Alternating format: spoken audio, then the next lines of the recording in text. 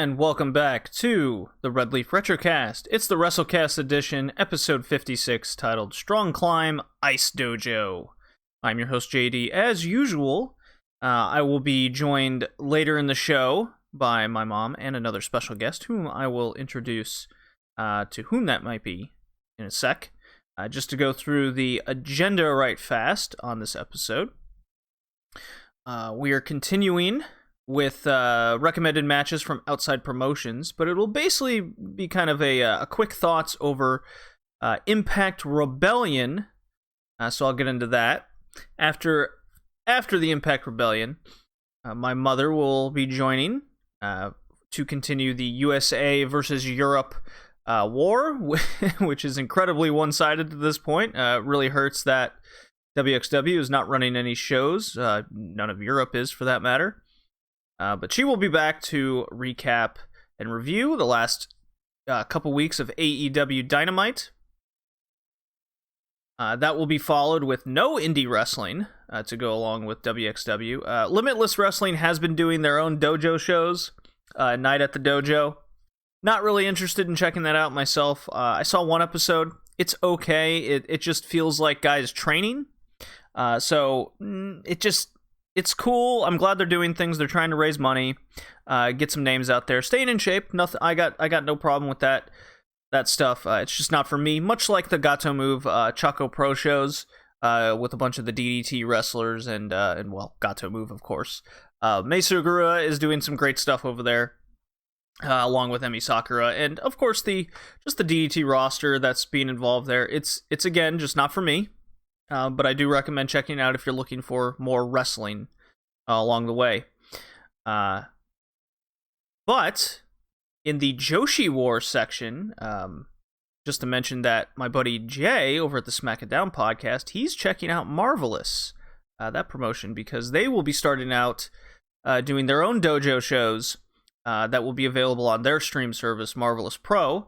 So if you are, again, wanting more Joshi wrestling, if you're missing your Stardom, for example, and you want something to watch, maybe check out Marvelous over there. That's Chigasa Nagayo's promotion that she's recently handed over, basically the reins to Takumi Iroha. But we'll be doing Ice Ribbon. Yes, they are still running shows. They're doing dojo shows. I will be joined with Eric from the Joshi Pod. Very excited. We spoke an hour over the Ice Ribbon Dojo shows that have been going on, kind of the situation there, who's getting pushed, thoughts over Suzu Suzuki. An excellent time. I really enjoyed having him on. We'll be going over that. And then for the Puro War, that's supposed to be in 2020, New Japan versus Dragon Gate, since Dragon Gate stopped doing their empty arena dojo style shows that I was really enjoying. I was just kind of frustrated with some booking. With all that's available, I just took it upon myself this past weekend to watch all of the available Big Japan wrestling shows that I could watch. So that will be a 2020 catch-up of all of Big Japan, along with a couple 2AW shows. So I'll get into that. That'll be kind of a, just like how this podcast started, it'll just be kind of a recap over some bigger matches, or something that really stuck out to me, whether that was good match-wise, certain wrestlers. Maybe I have some issues with the booking as a newer fan. I've only seen maybe a couple Big Japan shows in my life, so a lot of the guys on top I've never seen before. Some guys I've seen from All Japan Wrestling. So very excited. I hope you guys enjoy Big Japan kind of inserting their foot into the Puro War here. I did check out a Noah show, Noah Empty Arena, and with their recent acquisition of from the owners of DDT, I forget what they're called, but figured I'd give Noah a try. I tend to give them a try every now and again.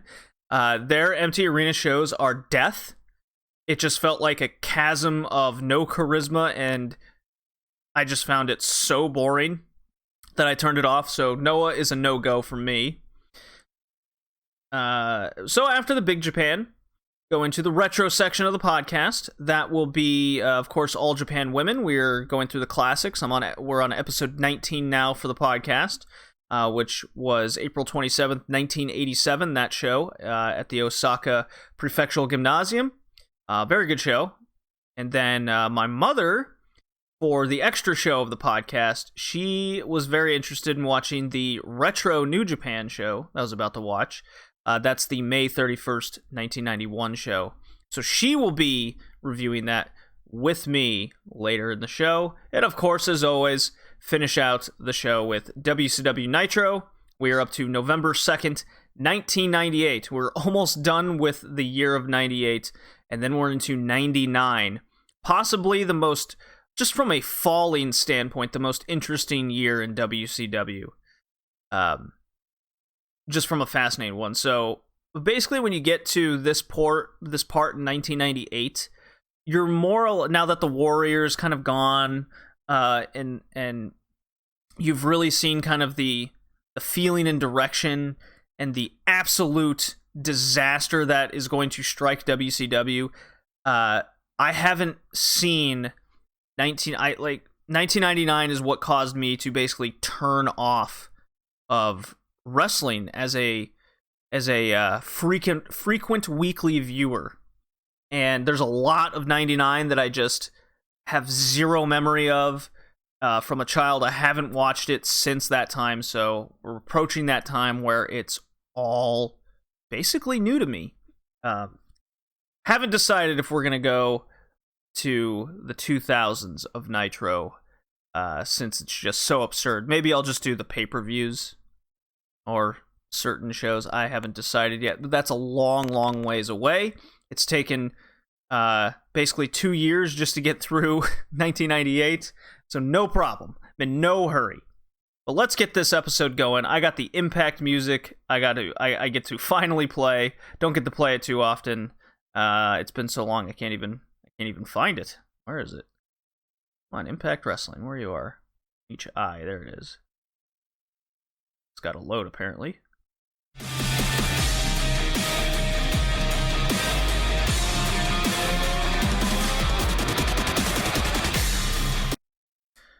Yes, sirs. Impact Rebellion, the show too big for just one night. Impact Rebellion Night 1, very much enjoyed. This was empty arena. They did all their tapings to get ready for the Rebellion pay-per-view. I saw basically the last two shows, getting ready to plug this one, and Night 1 was a night I really enjoyed. Crazy Steve made a return for Team ECW. Of course, they beat the Impact team, so we're still going with the veterans over OVE there. Don't like that booking at all, but Crazy Steve did return. Rascals went over Team Triple XL, Larry D, AC Romero, Falaba, TJP. That's fine. But the match that really stood out to me is the X Division title match. That's Ace Austin, the champion, defending against Willie Mack. I'm a big Ace Austin fan. Willie Mack is very solid. Liked him in Lucha Underground. He he comes across as an indie guy at times. Not a whole lot of charisma. But Ace Austin, I love this dude. He really reminds me the embodiment of the X Division title. Even harping back to the early TNA days, how guys like Christopher Daniels, Samoa Joe, AJ Styles. I'm not saying he's as good as them, but what I do see is kind of that Kid Romeo. Yeah, let's keep up with the Kid Romeo look. Like, he does a lot of good things in the ring. He's still very young, so he's a little bit rough around the edges. I like the character. I like the gimmick. I love Ace Austin. This match delivered on a lot of levels. It ended a little funky, but I love the idea behind it. And even though it had that funky ending, I do agree with... I like the little innovation kind of deal. Ace Austin did probably my favorite counter of a stunner, where it kind of tells you that the stunner itself isn't in full effect until you land on your back. So Willie Mack hits the stunner, and Ace Austin takes it on the chin and does a backflip and lands on his feet, and that's how he goes into the big fold, the running flip neck breaker. I did really like that. I got a big pop out of myself for that one. Willie Mack does win off a stunner on the top turnbuckle. Why I say this is funky is because the way the camera was angled, it looked like Willie Mack dropped and nutted himself on the turnbuckle, and then Ace Austin fell backwards. I didn't catch it was a stunner at first because of that angle. And then Willie Mack does the frog splash for the win. So new champion. I like that match. I do recommend it. It was followed by Kylie Ray taking on Kiera Hogan. A solid women's match. No complaints. Kylie Ray wins. Probably the right choice. Building her up for the division. I like that match as well. And then the unsanctioned match between Shamrock and Sami Callihan ends via referee decision. Sami Callihan kind of turns his back, sort of, kind of OVE near the match. This was your cinematic Impact type match that they do, kind of the total deletion thing. Shamrock, to me, comes across as an old man. Hey, he's in great shape, but he's very old, and he sure moves and looks like it. If this was a true turn on OVE for Sami Callihan, then I don't like him losing the match. I think that devalues him.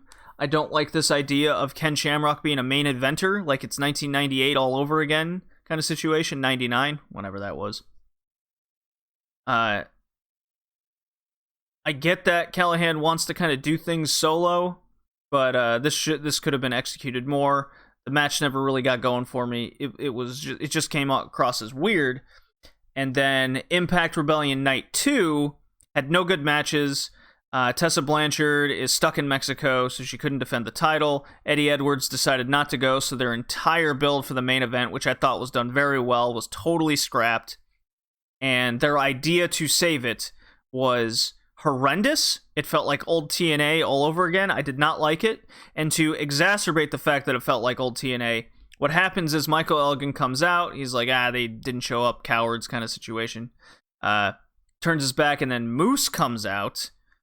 Main event Moose, or Money Moose, whatever he wants to call himself. He's got this like hybrid Macho Man Randy Savage Ultimate Warrior gimmick going on. It's a goofy gimmick. I like it. It's like he's almost in denial of his own character. And he brings back the old TNA Heavyweight Championship and deems himself, what they're going for is an interim champion.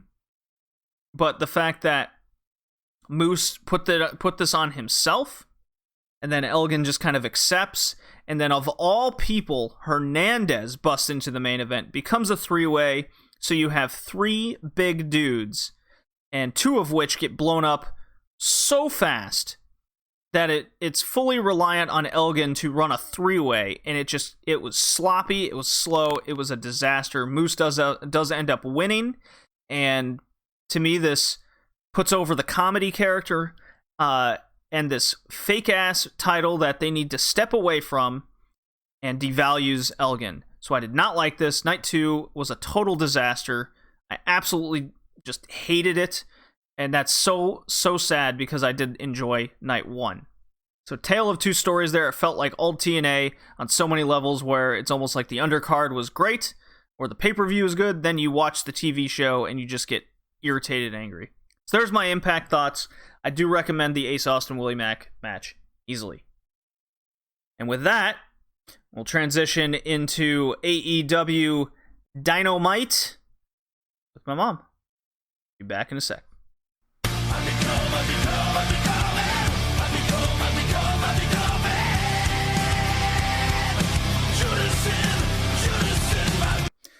Judas in my mind. Mom, we're back for another AEW recap. Weekly wrestling recap. You betcha. You betcha. You betcha, eh? Good times. Good times. So your cat was bothering you precast, and of course, as soon as I hit the record button, now my cat is doing nothing but trouble over there by the cords. There he goes. Okay. Oh my God, you have such problems. Well, he's been especially bad. His new thing, he hasn't been doing new things lately, the past couple months, but since Thursday, trash cans are now his favorite thing. There's nothing in them, right? But he must tip them over and see what's inside. What the heck? Yeah. That goes for the kitchen trash can, the bathroom trash can, anything with potentially the plastic. Oh, no. He's licking on the plastic. Well, he's not even licking on it. He just kind of claws at it and then gets bored. And as soon as I put the trash can back upright, he goes, it's back up. Time to tip that shit over again. Nice. Wow. Yeah. So I put an empty... Psycho Cat has been calm for a while until now. Well. So I put an empty bottle of scotch in there to keep it upright. Kind of helps, but he's a big boy, so... Yeah, no. That's not going to matter, right? So we're still doing... Has to be a full bottle of scotch so he can lick on it and get drunk. Need to get... Let's just get that right. Spice up the plastic outer lining. Yeah. There you go. Put some catnip around it. That'll really make him happy. That'd tear some shit up. I gave the cats catnip yesterday. They were working on it all day, off and on. Mm-hmm. It was perfect. Nothing like drugging up the felines. Oh yeah, I like seeing them go cuckoo around the house. Shit. So we're doing AEW April 15th and April 22nd. That is Dynamite episodes 28 and 29. Still empty arena. Still in QT Marshall's training school. And as I learned, apparently most of these indie guys that are showing up on Dynamite lately, because remember a month back or so, they started doing AEW Dark and having a bunch of these indie guys work AEW Dark. On AEW, yeah. And I was like, this is a great opportunity for the indie guys to get noticed. They're not being super completely, totally squashed, so they get more experience. It goes with more of what AEW is trying to do as a different image, separate themselves from kind of typical Western wrestling, make it more like it's more like European and Eastern wrestling, where not everything is an automatic squash match. Right? You won't. Squash matches will still happen every once in a while, but it keeps you, the viewer, at least this is my opinion, you, the viewer, more invested on, hey, this indie guy lasted longer than a minute. Maybe I should look for him in the future situation. Or I'll look at him a little closer as time goes on. Well, I did have the opportunity to watch AEW Dark. Oh, did you know? And it was very quiet. Yeah. It wasn't, when it first started and you were even surprised that I watched AEW Dark, but then I kind of got sidetracked off of AEW Dark, and you liked AEW Dark. But after not watching it for a while, I wanted to see what was going on with AEW Dark during this time, and very quiet. I really wasn't feeling, and this kind of goes into AEW. This episode per se was very quiet. I thought the energy was a lot lower than previous shows through this time. Well, it's interesting because I'm going to interrupt you here for a second. So they did like 6 weeks of pre-taping, right? So you can imagine after like 3-4 hours of doing it, your energy level's going to get lower. Oh, absolutely. And it really showed in this episode that it was very quiet, very, the energy level was just very low. And you could really feel that they were tired. Oh, yeah. They were taping all night kind of situation. Plus going in and out between their matches. I saw what they were trying to do was kind of swap people in and out of the crowd. Hey, go take a break for an hour or two. You know, we'll get someone fresh but in it's here. Still, you're talking about a very physical sport, and everything is different. Your ring is smaller, the energy level is much lower, and even though you have your small audience of other wrestlers per se, this particular episode was just very quiet, very not the energy level that it had been.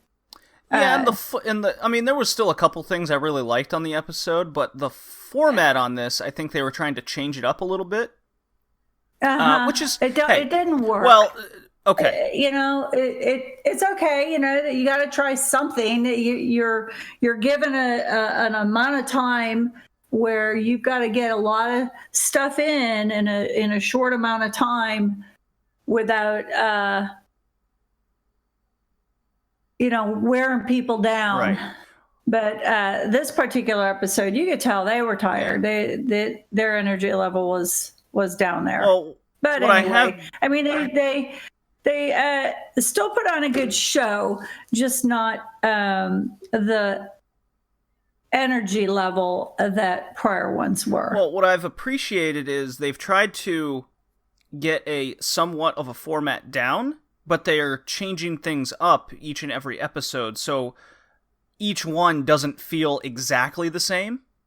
Which you have now, will one episode maybe not work and another will? Well, of course, that's par for the course when you're trying new things. I would rather them try new things and keep things fresh, especially during the time period that we're in currently, rather than getting into this complacent, monotonous mode, which is what I'm seeing in, NXT, WWE, just as an example. Yeah, that other thing. I'll get into. I agree. Later in this episode, I'm going to get into Ice Ribbon, which is a Joshi promotion in Japan, and they've been doing weekly YouTube shows for an hour. And they've even brought back an internet wrestling title that they used to have at their dojo when they were training wrestlers. Oh, okay. So they're doing interesting things to keep their promotion kind of in the spotlight, keep their wrestlers fresh. I'm also convinced that all the wrestlers are living at the dojo, so they're in their own kind of sort of quarantine. Yeah. Probable. It's very probable. Very yeah, probable. They're like, shit, we need to make some money, otherwise we're gonna starve. Let's do this YouTube thing. But anyways, moving on with AEW, I do have a note from Dark. There was a match, Penelope Ford versus Anna Jay, which piqued my interest because Anna Jay is only 6 matches into her entire career, which is the only one that I watched, because then I had to go and watch something else. Fair. So it's the only one I feel like talking about. And then Penelope Ford. That's the only one I watched. Well, and then Penelope Ford, she's athletic. She has character, right? But she's still very young in the business. Green. She's very green. She's very green. You're learning the terminology. No, that's for anybody new that doesn't have experience. They're called greenhorns, whatever you want to call it. Greenhorns, there you go. So this was just interesting for me from a young wrestler perspective, because they've been wrestling Hikaru Shida, for example, who's probably the best women's wrestler on the roster and one of the best in all of AEW, I would say. So these two going against each other, being as young as they are, it was just interesting from that perspective, and it was decent for what I expect out of them. There's a reason why these two are working a singles match on Dark as opposed to on national TV, which is fair. That's fine. That's, I think, what Dark should be, is to get exposure and ring time for these younger wrestlers. Ford used a perfect plex as a finisher, the Fisherman Suplex Mr. Perfect used to use. Mm-hmm. She used that. She needs a little work getting those hands clasped together, but I like that she used that move. And then from Being the Elite, that's the Young Bucks YouTube show that they've been doing. They had their 200th episode, and there was a match that they built up between Matt versus Nick, because Nick got injured on Dynamite. via Chris Jericho in the Inner Circle, and they've been doing a little story that I gotta work out and get back into the ring shape, and he needs to prove himself, so he has a match against Matt, and it was real goofy, falls count anywhere, no holds barred, whatever match that they just kind of went around their little area they live and in their backyard. It was like a goofy backyard wrestling match. It was fun, and yet they made it seem like it was serious, but it worked in their little universe of their YouTube show for a wrestling match. Gotcha. Yeah, sure. Yeah. At one point, Nick did this weird flashback mind power thing where he made a parody of certain wrestling events of the past. For example, just to say the one is he dressed as Shawn Michaels, and then Matt was in Marty Jannetty's clothes. The old Rockers, and it was the old barbershop scene where Shawn Michaels kicks Marty Jannetty through the barbershop window. So they did a whole parody of that. It was really fun. They even paid homage to some of their own past things. It was a fun little match. So if you want to have a good laugh and have a good entertainment side of things, then that's something I'd recommend. But okay. As for April 15th Dynamite, we get another opening with Jake the Snake Roberts. I actually wrote it down this time, his little promo, because I'm really enjoying these opening promo segments to start off Dynamite weekly. Jake Roberts goes, each time he wins, referencing Lance Archer, he gets closer to what they want, Cody. Jake praises Colt Cabana, but note he's not good enough to take and beat Archer. Archer was exiled from the United States, forced to go to Japan. He dominated there, and now he's back and he's an animal. Listen to me, or regret it. This was, I think, Jake Roberts' best promo for putting over Lance Archer specifically. Big criticism for a lot of people is Jake the Snake hasn't been doing enough for Lance Archer. All his promos seem to get himself over first. My perspective on it is they're not wrong, but I think that he had to make himself credible as a manager before he could get his client over. Does that make sense? Sure. Otherwise he just comes off as an old wrestler talking. I think that's the idea behind it, and that's how it came across to me. Then we had a little.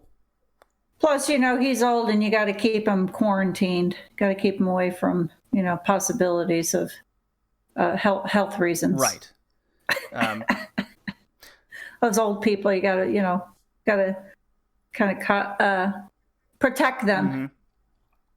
So then we got a little Colt Cabana video package, him being a veteran, undefeated in AEW. He'll show his worth, make it worthwhile. So fair enough, fine. And then we had the first round TNT title match. As we remember, Cody beat Shawn Spears last week. Lance Archer does win this match. 11 minutes. I enjoyed it. And I was very impressed Lance Archer got big Colt Cabana up and hit the blackout slam. That was cool.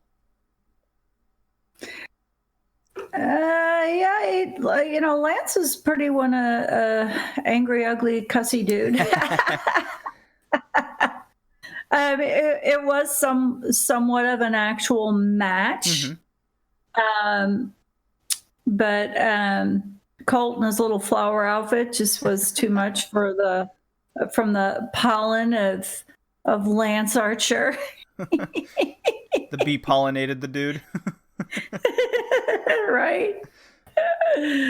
But yeah, he's Lance Archer. I could see a Lance Archer Moxley head to head. That would be very cool to see, just like we did at Wrestle Kingdom with the plastic bag over the face. Yeah. That to me would be a good matchup. Well, maybe eventually. Later on. Maybe eventually. But clearly Cody is the goal. So Right. You know what? I'll save the rest of the TNT thoughts after we get through April 22nd. Okay. So yeah, 11 minutes. I like how they're making the TNT title tournament matches. Everyone has a purpose and a reason to be in it. They're not squash matches, but they're also not these 20-minute things in an empty arena, right? Oh, who was the dude in the brown coat that Archer clocked? Oh, yeah, Archer's thing is a page out of Minoru Suzuki's book in New Japan where he just clocks a dude in the audience.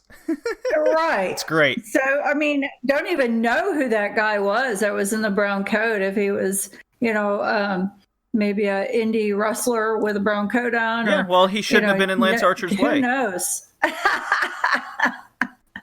Amateur mistake. I mean, he was gone. Yeah, he got pummeled. It was great. But no identification of the brown coat dude? Well, I mean, he died. Who cares now? Because everybody dies with Lance Archer. Gotcha.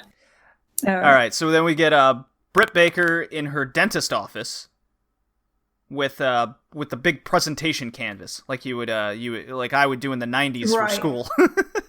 Oh yeah. Exactly. She cuts a promo on the rules of being a role model, and she's got tape over her nose.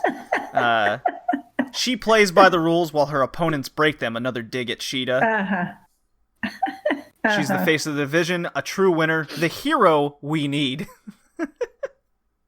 Of course. It's great. I love it. Yeah. Have you listened to Britt Baker on the Talk is Jericho podcast, right? Yes. Yeah, I like how she confirmed that Dustin Rhodes is training all the women, getting their bumps in before Dynamite, at least once a week every Wednesday, and then some if they have time, as well as Dustin's teaching them promo work, and Britt Baker is kind of under Cody's wing specifically, more or less the promos. So. The fact that they've started this routine, I don't know when they started it, but it's interesting that she brought that up and kind of confirmed, because we can see progression in the women's division. It's still not up to any par standard that myself or a lot of people want it to be, but with all of these women that are so young, they need this extra time before, I guess, you can kind of cut them loose and highlight them more. And what a better time to be able to do that, because right now they have a much higher opportunity because the demand isn't as it would have been, say, a month or so ago. So I think they're getting a good opportunity for extra training and such. The problem right now is they can't get that extra training in, and only, I think, 4 women showed up for the tapings. It was Baker, Anna Jay, Shida, and Penelope Ford. So they're extremely limited on what they can do in the women's division during these tapings, but what they're doing is pretty interesting with the Britt Baker promos. They did a little continuation of the feud, the developing feud of Britt Baker and Shida, and Baker just can't seem to get over that hump. Britt Baker sure does have one ugly shirt now. Yeah. After getting nailed. I just can't buy one. I just couldn't see myself walking into a store with. Walk into a store. That's what you need to wear to work. He's like, that's not work appropriate, but I'm a role model. A big bloody face over the. That's great. Okay, I'm curious to what you think of this little segment they're doing. It's Taz doing a tutorial of kind of these MMA moves, and this first one, he did another one the next week. This first one was over Hager's head and arm choke. He does in Bellator, and it's his finishing submission move. It's kind of got the John Madden thing where it's like boom, and then we got the arm over here, and then he circles, and there's an arrow pointing, and. Yeah. What do you think of these things? I think it's another take on things that you may miss, or if you're new, I guess, into the wrestling scene. Sure. I mean, it's just another take on, kind of, it's like the John Madden of wrestling. Yeah, it's great. I really like these. It brings some legitimacy to the moves they're doing and trying to pull off. So yeah. And Taz is clearly loving it because his enthusiasm behind him going over this is there. And then at various points throughout the night, we get various people via Skype or whatever predicting the winner of the eventual main event, Hager versus Moxley. The wrestlers picked Moxley, and the MMA Bellator guys all picked Hager, and the Inner Circle... What a surprise. And the Inner Circle, I'm going to blow your mind here, they also picked Jake Hager.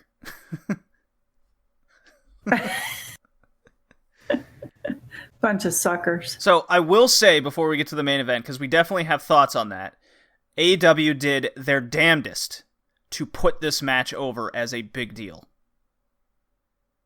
And very much wanted it to come across as not a wrestling match, but a fight. So I give all the kudos in the world to advertising and promoting the match for this episode of Dynamite. Yeah. Keep that in mind. Dr. Britt Baker, DMD, defeats Cassandra Golden in a 1-minute squash match. Nothing much to say there. She did do the curb stomp on the ropes, Jimmy Havoc style, so she's keeping that. Well, she really couldn't do much because of her broken nose. No, and that was apparently the first match she had on these tapings. So she kind of got screwed there. Unfortunately. Yeah. I mean, she didn't even break a sweat because, and you could tell that she wasn't going to be doing any rolling around or big giant somersaults or things stupid, So kind of 1, 2, 3, shortened to the point, shortened to the rope teeth finish. Short and sweet. Yeah. AEW confirmed Double or Nothing. The pay-per-view is still on for May 23rd, but will no longer be in Vegas anymore. This has brought up a lot of criticism for AEW for not just continuing the pay-per-view, but they are also going to continue, whether it's taped or live, Dynamite once their tapings are over in May.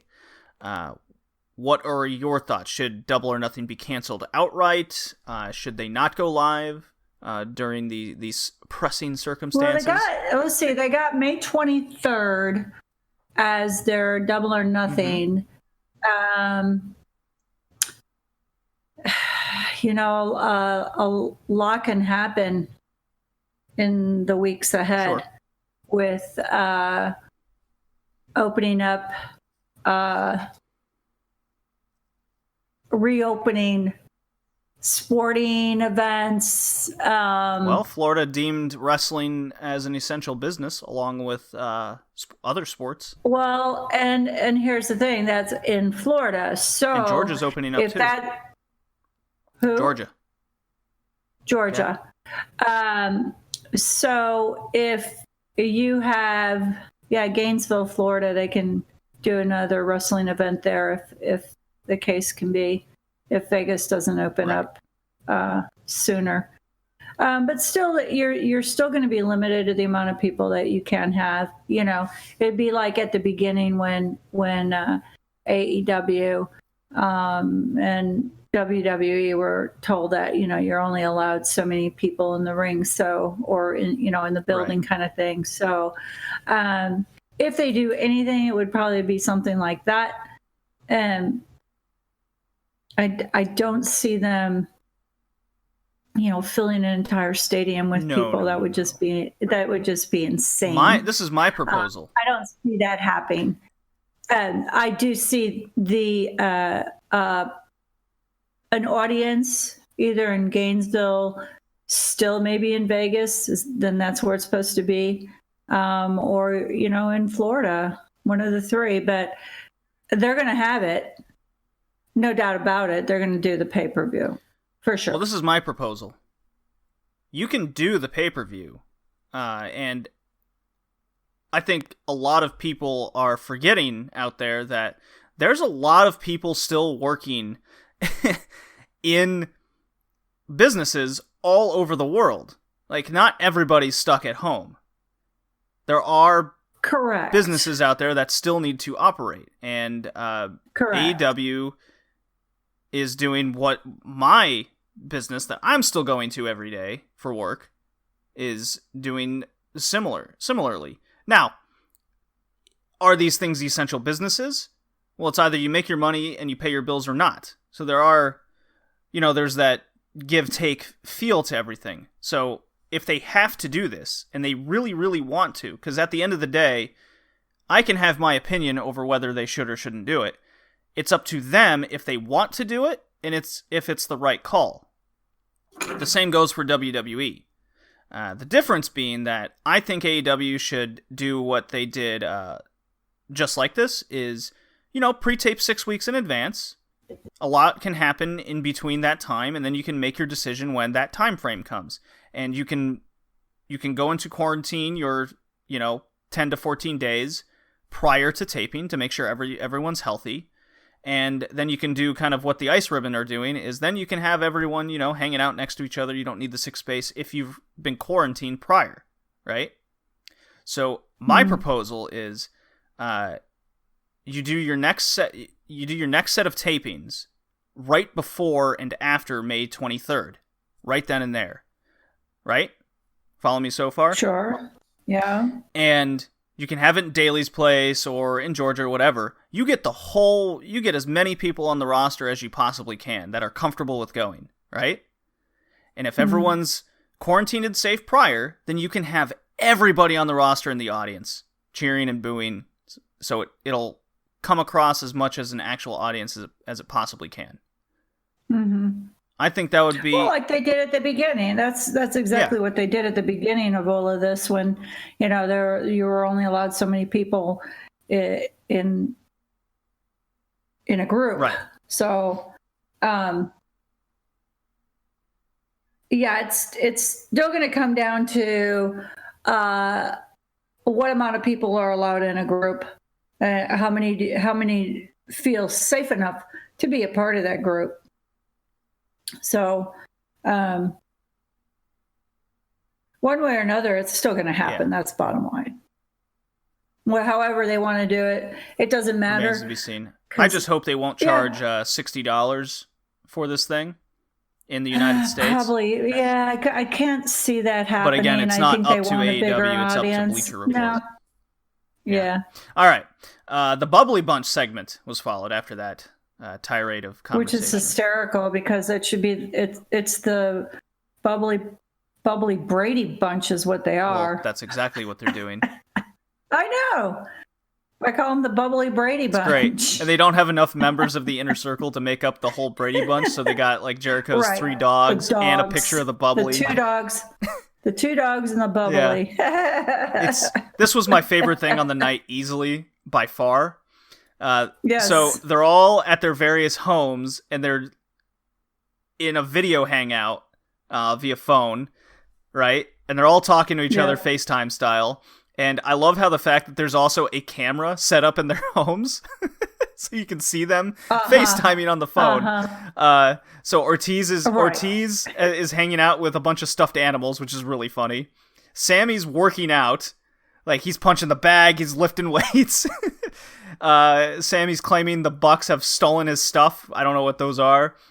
He's upset with Hardy calling him a fake Latino. Hager's outside chilling by his pool with his kids, and he tells his kids to earmuffs. As he swears, he's like, I'm gonna beat the shit out of Moxley. Beat the fuck out of this guy. And then Jericho all agrees, and Jericho's cooking an egg in like a ridiculous leather outfit and his gloves, and he pours orange juice and misses the glass, and then it camera cuts and the orange juice is totally cleaned up. Well, and Jericho obviously isn't anybody who should be near a pan, because anyone who knows cooking knows that you don't use a metal spatula on Teflon. You're not the first person that's pointed that out. It's great. But I did like his cry to the assistant that he still doesn't have any toilet paper. Yeah. It's great. That was great. Yeah. No more toilet paper. And what's great about this Bubbly Bunch thing is it's all in character of the Inner Circle. They haven't once not already told you that this group are ridiculous and they're dickheads, right? Mm-hmm. So them doing these goofy things totally fits with the characters they've established. Oh, totally, yeah. Sammy Guevara defeats Sugar Dunkerton, Shug D, all while Chris Jericho and Tony Schiavone are arguing with each other how to properly pronounce Sugar Dunkerton's name. They're like, Sugi D? Sug D? It's great. Poor Pineapple Pete didn't stand Poor Pineapple Pete didn't stand a chance in this match. He got clocked. No. So. Yeah. I call him Sammy Guevara is now the Spanish numbnut. The Spanish numbnut from Katy, Texas. I do like Sammy's finisher he's pulling off here, so that he doesn't do a 630 every match. He's doing a burning hammer into a GTS. So he's got the guy into a torture rack position, Lex Luger style. And then he flips the guy over and knee to face all in one motion. He did it against Kenny Omega, but Kenny got his hands up during that moment. And that's how he was able to counter it when they faced each other. Kip Sabian defeats Chuck Taylor in a 10-minute match. Goofy fun, double sexy distraction of Ford and then Cassidy followed. I really laughed when Cassidy got on the apron for the sexy distraction and he puts his finger up to his mouth to do the kind of look at me, big boy. and Kip Sabian's like, what is going on here? I thought that was a fun match. I liked Penelope's move and Havoc's. Yeah, it's great. Well, Havoc did jump the rail and took out Cassidy upon the sexy distraction, aligning himself with fellow Britishman Kip Sabian. Builds up versus Cassidy, which is the following week, and basically the group versus the Best Friends. So a little mid-card rivalry there. I'm all for it, and we get a nice little group together here. And if there's one thing we've learned about a Kip Sabian-Penelope Ford match is there will be interference hijinks. You will expect it. Sean Spears defeats Justin Law in a 2-minute squash match, but this was something straight out of NWA studio television, where Sean Spears comes out, he looks at this just jobber in the ring, he looks him up and down. He smiles and laughs, shakes his head. He's like, oh, God, this Joker over here. Gets on all fours. That wasn't even a match. It was for Heartless against the newbie. Well, I mean, he got his win back. He has to reestablish himself after losing to Cody the previous week. Fair enough. It's fine. It filled some time, and I got a good laugh at Sean Spears being a cocky heel. And then we got our AEW World Title match, No Holds Barred, back at Daly's place, empty arena style, very empty arena, just nobody's there except them and the referee and JR on commentary. So JR being a serious play-by-play commentator, so no Jericho and Schiavone for this match. 30 minutes and 46 seconds this sucker was. I think it went through 3 commercials as well. Yes, it did. Yeah. So now, thoughts? I thought that it was a long time, and I didn't think it needed to be so long. But you did get to hear a lot of grunting, groaning, and seeing a lot of sweating, so that was good. I love the sound, being able, to hear it. Hager was having a field day against Moxley, and actually finally being able to see something out of Hager. I think it was definitely Hager's best showing I've seen from him in years. Yeah, but I wasn't liking Moxley looking weak and kind of lame. It was kind of a lame ending. Um, I thought it was all to me. I felt it was a weak match, and then not really feeling the no holds bar feel that I was expecting. I guess I was expecting more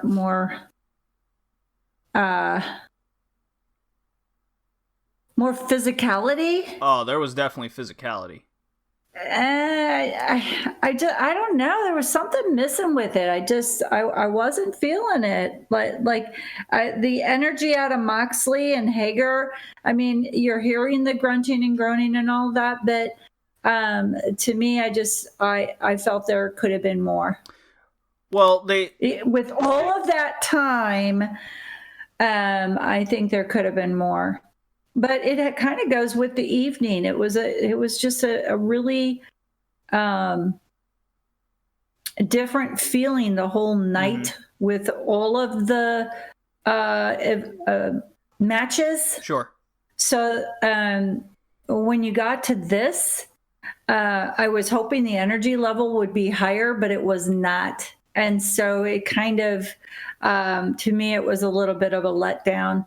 And I would have liked, yes, I saw more out of Hager than I have in the past, but I still would have liked to seen more out of Moxley too. I don't think the energy out of Moxley was at its best.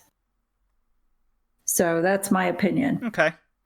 I think this reminded me a lot of what you would see out of Josh Barnett's Bloodsport, where they're trying to blur the lines of MMA, shoot fighting, and wrestling. Okay? Because the whole first big portion of this match was them exchanging real grappling holds to each other, which was fair game. And then they brawled outside, which I think went entirely too long. I did like the Bret Hart spot of doing the figure four in the railing. That was cool. But a lot of that portion of the match lost me. And when they got back in the ring and started doing the more stiff shots, Japanese strong style, that's when it kind of pulled me back. The problem was the flow just wasn't there. It never reached a good level with me. See? That's what I'm talking about. Yeah. They were definitely trying something new, which I appreciated. I think what would have brought this together was take the ropes away. If you're going to do something like Bloodsport and try to make this match more legitimate, as they were trying to advertise, take those ropes away. You still have the ring, and you can still do the brawl outside, but just take those ropes away. And I think bringing more elements like that into it, and no holds bar, right? Right, exactly. That would have done something a lot more. Made you keep. Yeah. It would have kept your interest level in it. Now, that being said, 30 minutes is entirely too long for a match like this. If you're going to fight someone, it's not going to be 30 minutes. So 15 tops, I think, is what this should have been. Because just like with a lot of these empty arena matches, you got to be fucking awesome if you're going to go over 12, 15 minutes, right? I don't care if it's a title match. You got to make it a big deal. I get it. But 30 minutes was way too long, and that is what lost me the most of anything in this entirety. So there's only been, I think, one match that has lasted that long that kept me interested, and that was Omega versus Sammy Guevara, just because they were so good. So I think this is a match that was a failure. It didn't live up to the tremendous advertising that they were doing it. It doesn't shock me that Moxley and Hager put out a stinker like this, being who they are and what they do in the ring. Right. They did try their hardest, and they were extremely stiff in the match. That didn't go unnoticed. It's just a real shame that this is what ended up being produced out of it. Yeah. But again, that being said, They did not false advertise. You got exactly what you paid for what they were going for. And I think these two, I truly think that these two are happy with their performance because of how hard they worked. Just didn't work on TV. Yeah, right. And I'm going to play Agreed. Darby Allin so we can get to April 22nd. Sure.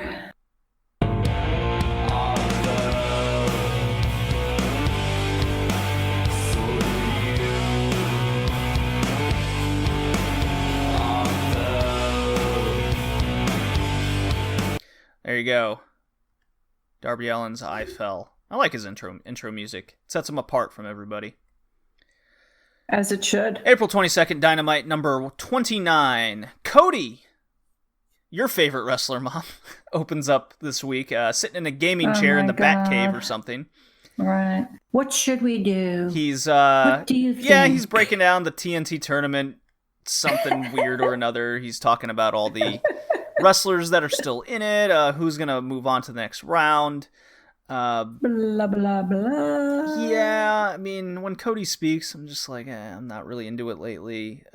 This one came across, I mean, it was a neat little presentation. I'm just not into Cody. Ever since he got that neck tattoo, I just can't take him seriously at all. I can't do it.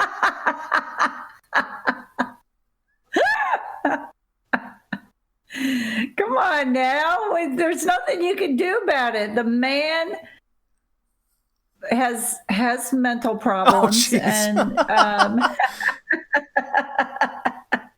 and he did something that he will have to live with the rest of his life. And there's plenty of people out there that have those lovely tattoos on their necks, and they like it, so he's the all-American Flash Gordon Cody, with some weird ass face on the red, white, and blue. I don't know. Yeah, well, it's the Nightmare logo, as he calls it. Anyways, he did say something about not being complacent, which I'm like, okay, yeah, I understand, and not being. He doesn't want to stay in the mid card. He wants to stay relevant. Like, well, at least you have your goals. At some point in the show, they showed Dustin calling Cody in his office on the phone. Demands he puts his career on the line versus Kip Sabian tonight. I've said this before. I've said it again. I said this when Cody put his I will never challenge for the world title ever again career on the line in the world title. I hate these stipulations, especially this one in particular, because it felt out of nowhere. Where Dustin's like, man, if I don't beat Kip, I'm going to retire. Like, I mean, I like that you're putting a stipulation on it, just not this one. Uh-huh. It just gets too over the top, and not for 1 second did I believe then Dustin was losing this match. Right. And, now if he were going up against Lance Archer, I'd say kiss your ass goodbye, Dustin. See you later. Even then, he didn't say his career was going to be on the line in the second round. It was just this particular match. Yeah, it was stupid. What did come across to me successfully, though, is how much winning the tournament means to Dustin. He wants the TNT title. So I could see a lot of people kind of now being of the mind, well, clearly they're going for Dustin versus Cody 2 for the tournament finals. So now they've built up 2 storylines in the tournament, as well as a third one with the whole Cody Darby Allin feud going for their third match against each other. So you think it's going to be Cody Dustin for the final championship? No, but there are people that are believing that it could be possible, which means it's good booking, because now you've thrown in all 4 people that are left in this tournament, spoiler, have a legitimate chance to win the TNT title. Yeah. which I really like. Right. I still think it's Lance Archer versus Cody because that was the very first thing that they built up from the start, even before TNT title was announced as a thing. Uh-huh. So I'm sticking with my gut. Yeah. Yeah. Cody's number 1 in the rankings now, by the way. The big loser? Well, not losing enough, as it seems. I guess not. TNT title tournament first round match. Darby Allin versus Sammy Guevara. Goes 11 minutes. Darby wins via the Last Supper, which... I love this match. I wish it was the main event. It was really good. It was excellent. It should have been the main event. It should have been Sabian Rhodes and then Guevara Darby Allin as the main event. But they didn't ask me. Yeah, they didn't ask us. But nonetheless, this was a fantastic match. I absolutely loved it. I love Darby Allin working over the boot and ankle of Sammy Guevara. Oh, that was great. Even going as far as taking it off so he can get an even bigger heel hook in. He went to town. I mean, let's not gloss over the fact that Sammy Guevara jumped Darby Allin before the match and set up a ladder ringside and splashed off it, just killing themselves. Yep. And also must note that Dad watched this episode of AEW, and 2 wrestlers stood out to him the most on the show, and then 1 promo. I had you guess, and Jay guessed completely right. Darby Allin and Kenny Omega stood out to him the most. He really liked Darby Allin. And then he really got a kick out of the Matt Hardy promo we'll get to. That was a good promo. Yeah. Because I got to watch this whole thing again for the second time, which I do like watching for the second time. Because you miss things, you know? It's like watching a movie for the second time. There's other things you can watch that you didn't see the first time watching. So, but watching it the second time, I really did enjoy Matt Hardy. He's my fave. I can't wait to see him wrestle. Oh, it's going to be goofy. Come out wherever you are, Mr. Matt Hardy. Yeah. So Darby Allin's Last Supper is that cross-legged. He crosses the legs, then he leaps over and pins you. What Tsukasa Fujimoto does. Well, yeah, it's the Venus flytrap pin that Tsukasa Fujimoto does in Ice Ribbon, but Darby puts a spin on it by kind of leaping over you, kind of cinches it in even more. It's really cool. I love it, and the fact that he worked over the ankle and foot played into that finisher even more. I love this match. It was a big 2 thumbs up from me. Yeah. Well, and it was a so before we had the head cutting, you know, it seemed like every week somebody was getting their forehead cut, right? Yeah, right.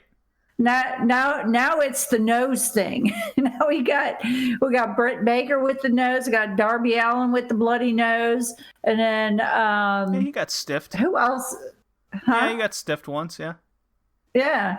So we got a couple more coming up of bloody noses.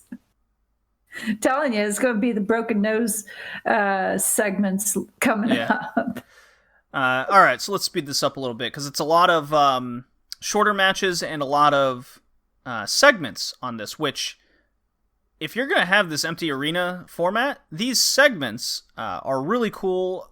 Get you further invested in some sort of backgrounds. It's a good opportunity to get more information on the wrestlers, which is what they did in this episode, and it really appealed to me. So to the Hardy compound with Matt Damascus. Matt has laid out a challenge to Le Champion to come to the compound to do battle. The whole of the ass. Whole of the ass. Chris Jericho hasn't responded. And all he saw was the bubbly bunch. Sammy Guevara called him out, the false Spanish god, so he invites Sammy to the compound to fight Jericho's battle for him, where he will be deleted.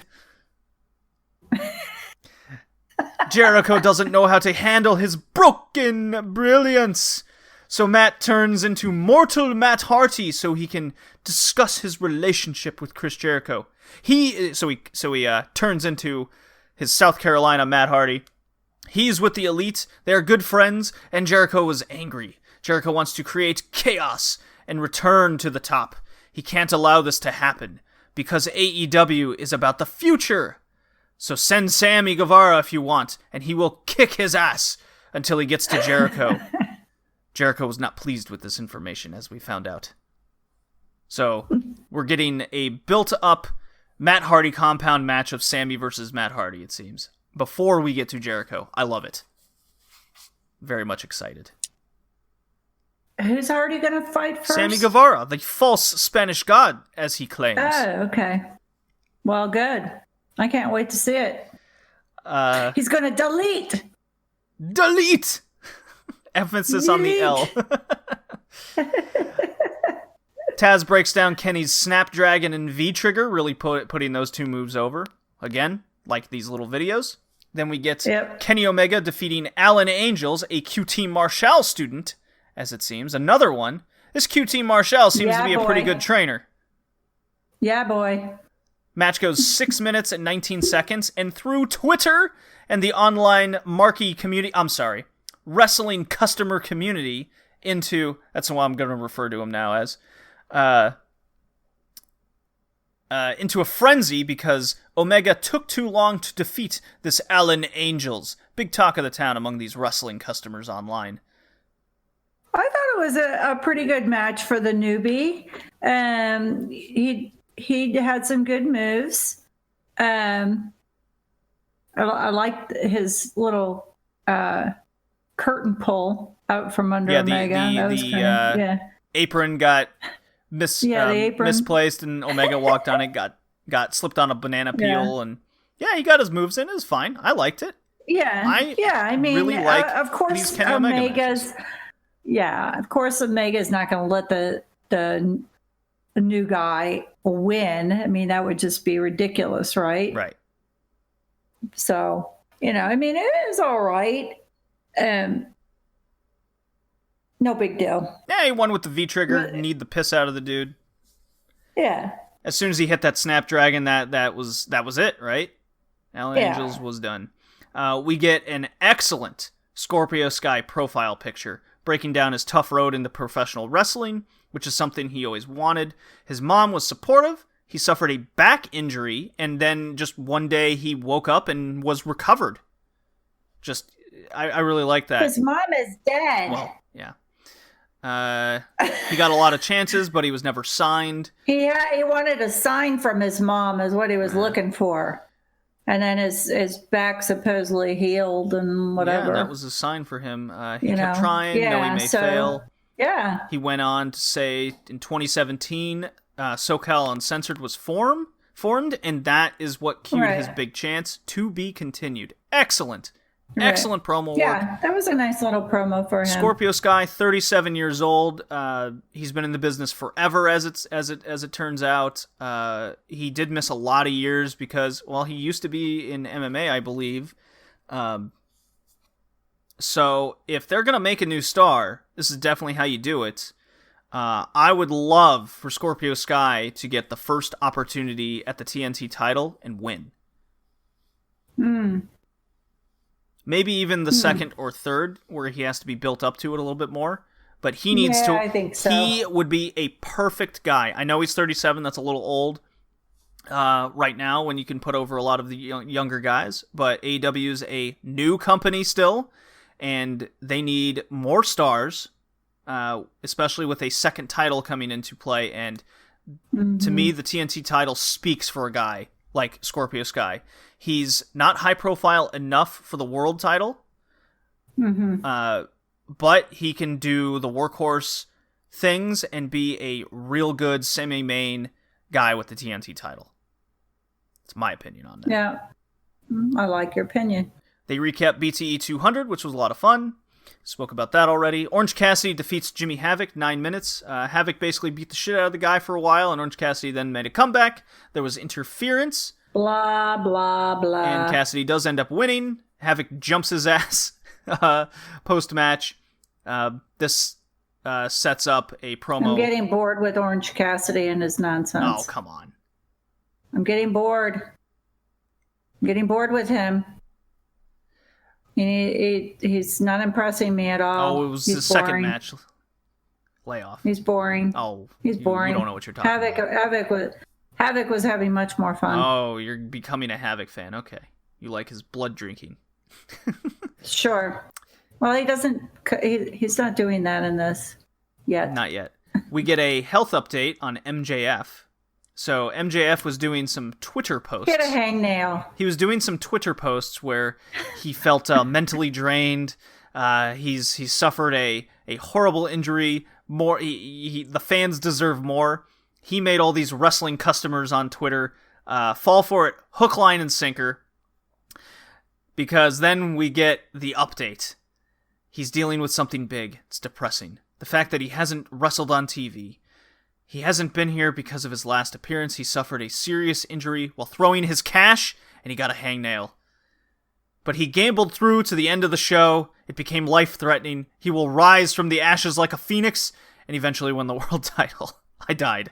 It was great. Oh my God. He's in a full sling. His pinky is all casted up. It was great. Reminded me of Scott Steiner injury in '98. All he had over it, he had a scarf, like his fingers had coronavirus or something on his 2 fingers. That's what he had on his fingers. They weren't even taped up or nothing. Mom, are you saying that MJF is exacerbating this injury? Oh, he's a faker. I can't believe you would say such a thing. You to insinuate this injury is nothing more than minor is insulting. Wardlow kills Lee Johnson in 2 minutes. This was a circumstance of a squash match that didn't really serve any purpose to me. Anyways. None. But I did like the audience. And I don't know if you heard the audience, but they were yelling, Wardlow is a girl. No, they were saying Wardlow's going to kill him. I didn't hear it. Oh, I thought I didn't hear the girl part. No, it's not what I heard. I thought they were yelling, Wardlow's a girl. No. Wardlow's a girl. No? Wardlow's going to kill you. Oh. I like Wardlow's a girl. Well, it would be funny. Then we get a Brody Lee segment of the Dark Order, and I loved this segment. Loved it. You said you wanted to see. You said you wanted to see a little bit more out of Mr. Brody Lee, and I think we got it in these 2 segments and his match. Not all that impressed. Sorry, not all that impressed. Well, I just want to know. I want to know who his football star is. Well, his recruit. We get someone drinking as they get some bad news. You know, you just see his hand in a glass, and he's online. Sees this football star, Heisman Trophy candidate, has reached lows, and he finds the Dark Order website and asks for help. All capitals, by the way. All caps. Brody Lee arrives. Oh, so you think it's Paige? No.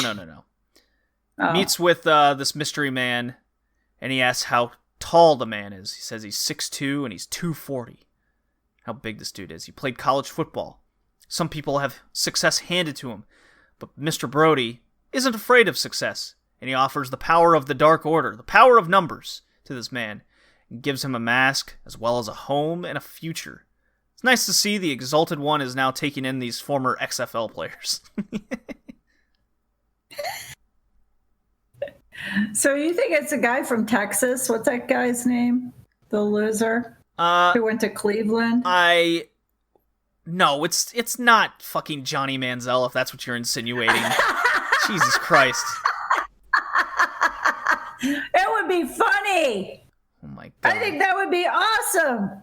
You get him in the ring and beat the shit out of that little punk ass dude. That would be funny, but it's not Johnny Manziel. No, this is, I know who it is already. That was kind of spoiled to me. Oh, you do? At first, I thought it was this Brock Lesnar looking guy that they're recruiting. It still could be him, but I think it's this other guy. I won't spoil it for you. Oh, But this okay. dude was jacked up. He is All right. ripped. So this could be a super enforcer the Dark Order needs so they can start winning and stop being losers. It's an ongoing story. Okay. I like it. At least something is being done for progression.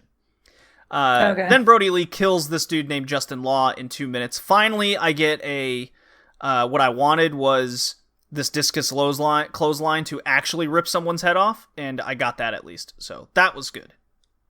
Well, I think I would have liked to have seen more of an opponent against Brody Lee, because Justin Law, I mean, come on. You know what? I think at this point we've seen enough. Right now, we've seen enough squash it's like matches. Watching Marco stunt, you know. I mean, isn't Brody Lee going against Marco Stunt next week? Yes, next week upon recording, he'll be facing Marco Stunt, and I think after that, he needs to beat Jungle Boy. If he's there, of course. But he needs to have a good 10-minute match after Marco Stunt. A good showing. He needs a good showing. No more of these squashes.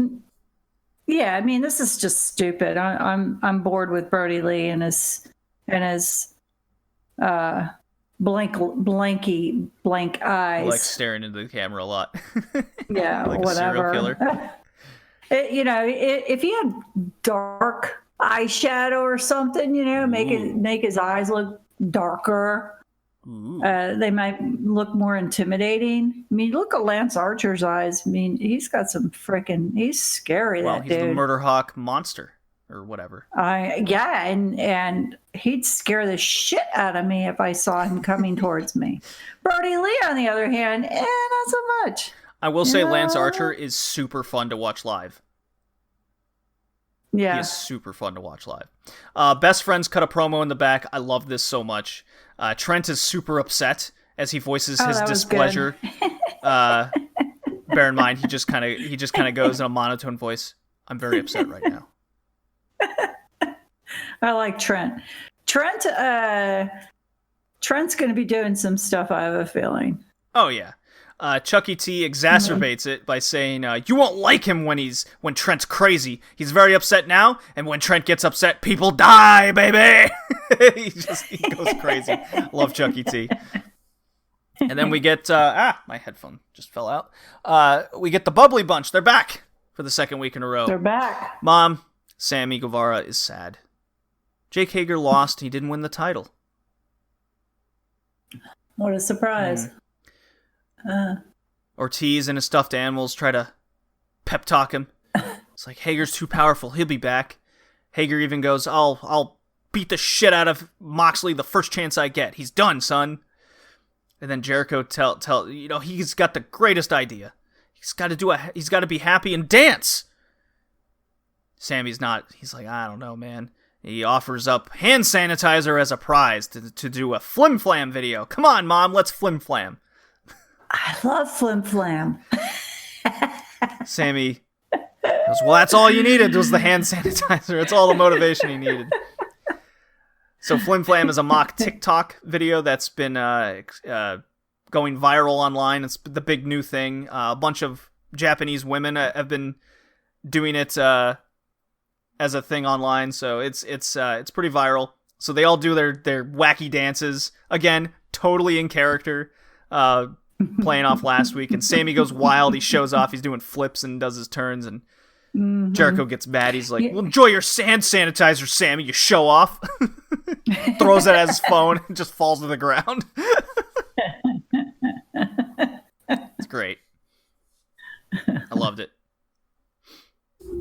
Totally.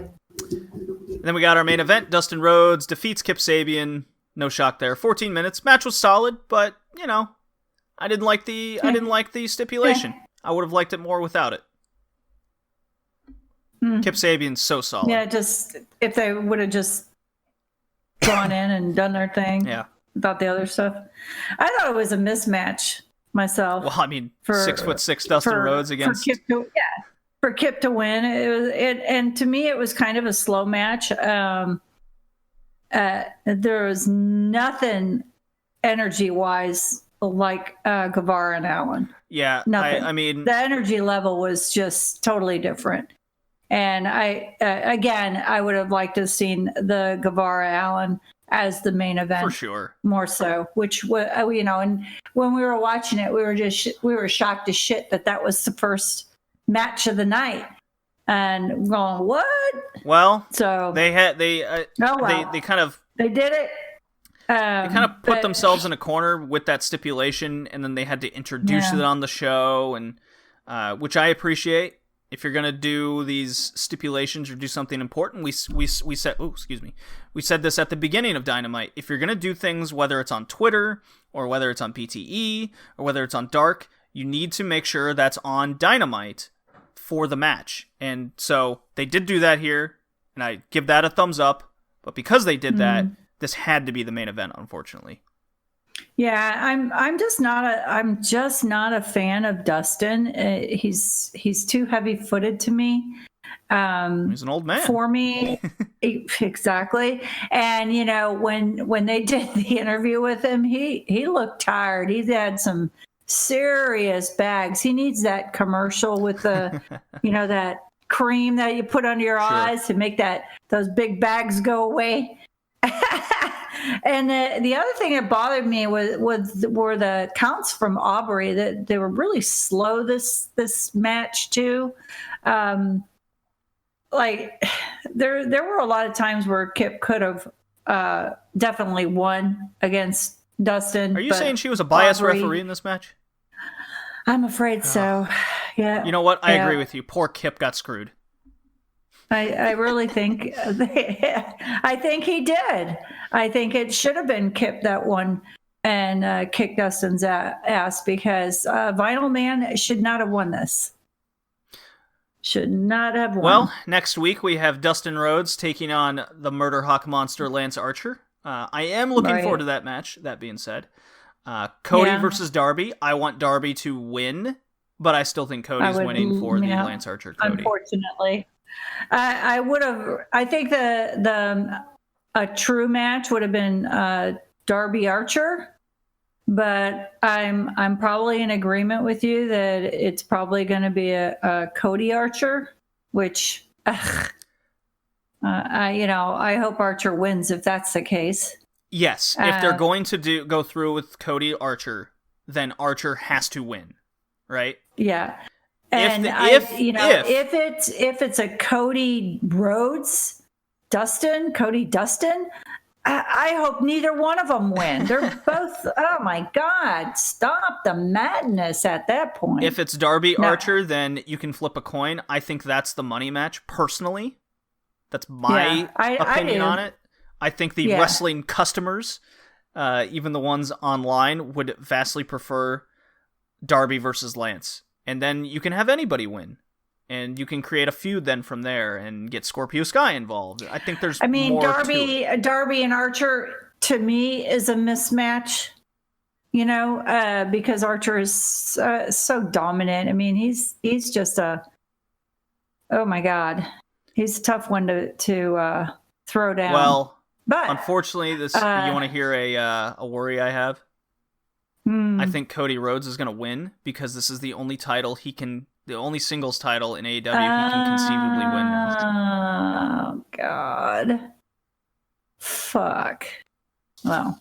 I mean, if we're still doing, if we're still, if we're still going for Gatekeeper Cody, where you beat him to win the prize, I'm okay with that. I think that's a great role for him, especially he's in the executive of AEW position. You don't want to piss off the wrestling customers. You're the owner of the company. You're just booking yourself into these things. He's such a big freaking loser, though, and he shouldn't win anything. I mean, if they continually, this is what I'm very much okay with. He can win the TNT title eventually, right? I think him losing and him being built up to eventually win it, and then it's kind of his title, I'm okay with that. I won't be completely upset if he wins the tournament. I just think it's Lance Archer's time because he's new and he's a monster, and I think they've built him up the strongest to take it. Well, I think it's Darby's time and he should win it. And that would be okay as well. No. I don't think Dustin should win it, though. Not for a second.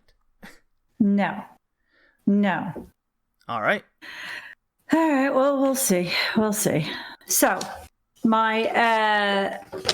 I'm giving I almost forgot. Oh my God. I'm giving the stars for the April 15th match, 3.5 stars to the Colt Cabana Lance Archer match. Okay, cool. With Sabian Chuck Taylor coming in for second with 3 stars. And then my last week big match win for stars was definitely the Guevara Allen match. Those are my 4 stars for them this past week.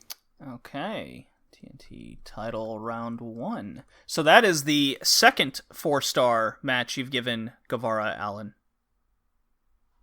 Because I like Allen. Yeah, well, I just like him. And who's your wrestler of the podcast?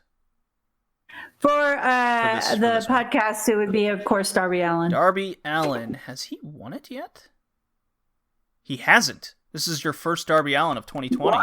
Shocking. How shocking is that? For 2020? Yeah. I've been writing them all down, Mom. Wow. The only one that has won twice is Hangman Adam Page. Wow. Yeah. And I did read something that I caught my eye. I was reading a little bit of backstory on Moxley. Mm-hmm. And I didn't know that Moxley actually has a 3-year contract with AEW, but with an opt-out option after the first year. I didn't know about the opt-out option. I think he's sticking with it, though. I think it's safe to assume that. Yeah, but because he has been seen over at WWE. Oh, he's not going back there. No chance. No. But he does have that opt-out option. He did sign a 3-year contract, but he can opt out after the first year. I thought that was interesting. That is an interesting deal. Yeah, interesting deal indeed. Okay, Mom. Well, when you return, we'll be back for the New Japan retro section of New Japan through the 90s. Great. All right.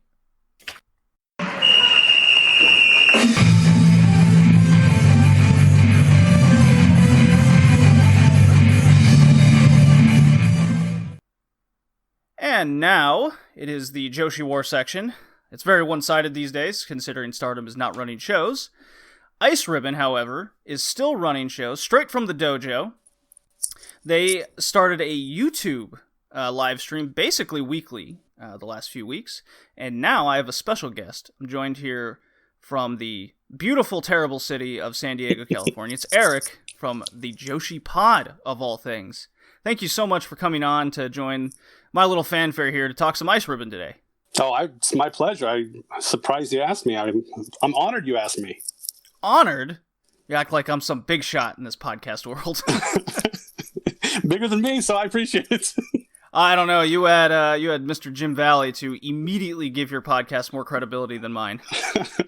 Jim's a good dude. So who are you? What's your podcast about? And where can we all find you? I am Eric Howard. I am from beautiful San Diego, California. You can all be jealous of that. It's 75 degrees and beautiful outside today. My podcast is called the Joshi Pod. Every week I talk to somebody in the Joshi wrestling community, wrestlers, announcers, journalists. Last week I had Maki Ito on the show, which was pretty huge for me.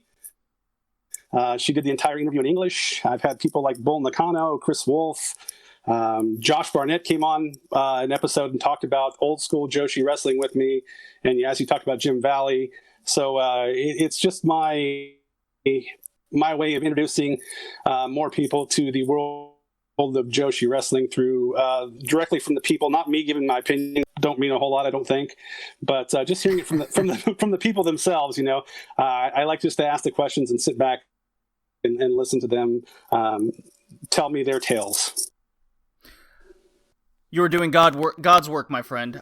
My personal podcasting flavor, I'm not huge on wrestler interviews, but I definitely listen to a bunch of your podcast episodes. Something that jumps out to me, the Jim Valley ones, I was like, whoa, what the fuck is he doing there? The Maki Ito one I just listened to today at work. That was very enjoyable. I learned, even though she seemed like she was nervous at first, especially speaking English, it seemed she got into a comfort zone and answered some tough questions that, being that someone myself, whom has lived in a country in languages I didn't understand at first, I could definitely understand how tough answering some questions can be, and that was a very good interview. I applaud you. I definitely applaud Maki Ito for going on. Definitely everyone go out and listen to that, and the Bull Nakano episode. If you were to choose one, I would recommend that one specifically. Yeah, that was an honor to sit with Bull for. I mean, we talked on the air. We recorded for about an hour and a half or so, and then we sat around for that hour and just shot the bull, pun intended. I'm a terrible at jokes, but before you went there, yeah, I required that you get your ass beat via nunchakus. Did this happen? It did not. She put her arm around me and gave me a big hug. We did not practice social distancing, and I was okay to make an exception for Bull Nakano. And now she was just a lovely lady, and she just hung out and chatted with me because she knew that I traveled basically halfway around the world to just talk to her, and she treated me with the utmost respect, and it was a more than I could have asked for. It was such a pleasant experience. So I take it no Dump Matsumoto came in to stab you for taking away her kohai? I was waiting for a run-in. I was waiting for somebody to come in, all right. Aja or somebody to come in there and take me out. Okay, that's a little AJW classic right there. Something we also do here on the Red Leaf Retrocast. It wouldn't be a Retrocast without some retro anything. But why are we here? We're here to talk Ice Ribbon. But first and foremost, I have speed questions. Are you ready? I'm sorry, I have to rephrase that. Are you ready? Let's do it. All right, top 3 favorite Joshi wrestlers. No ties allowed. Not allow this. It's current wrestlers, right? Or it's all time? Yes, active. Maki Ito.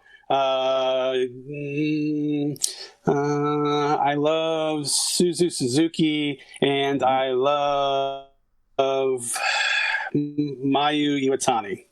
All right, I like those 3. Cutest in the world, the next Infinity Champion, and the one that's made out of rubber. Yes, the rubberneck, yes. Favorite Joshi promotion? Right now it's Ice Ribbon. Oh, my heart. It changed. You keep that up. You keep that up. I might buy you dinner. But it changes often. It really does. Well, that's understandable. When did you start watching Ice Ribbon? Since we're here, and that's what we're going to talk about. I started probably watching it 2 years ago, kind of off and on. I'm trying and failing at trying to watch everything, and I'm failing miserably at it. So, but it's a tough promotion to keep up with, that's for sure. It is, but I get really invested when I go to live shows. And just a couple months ago now, I went to a show at the Dojo.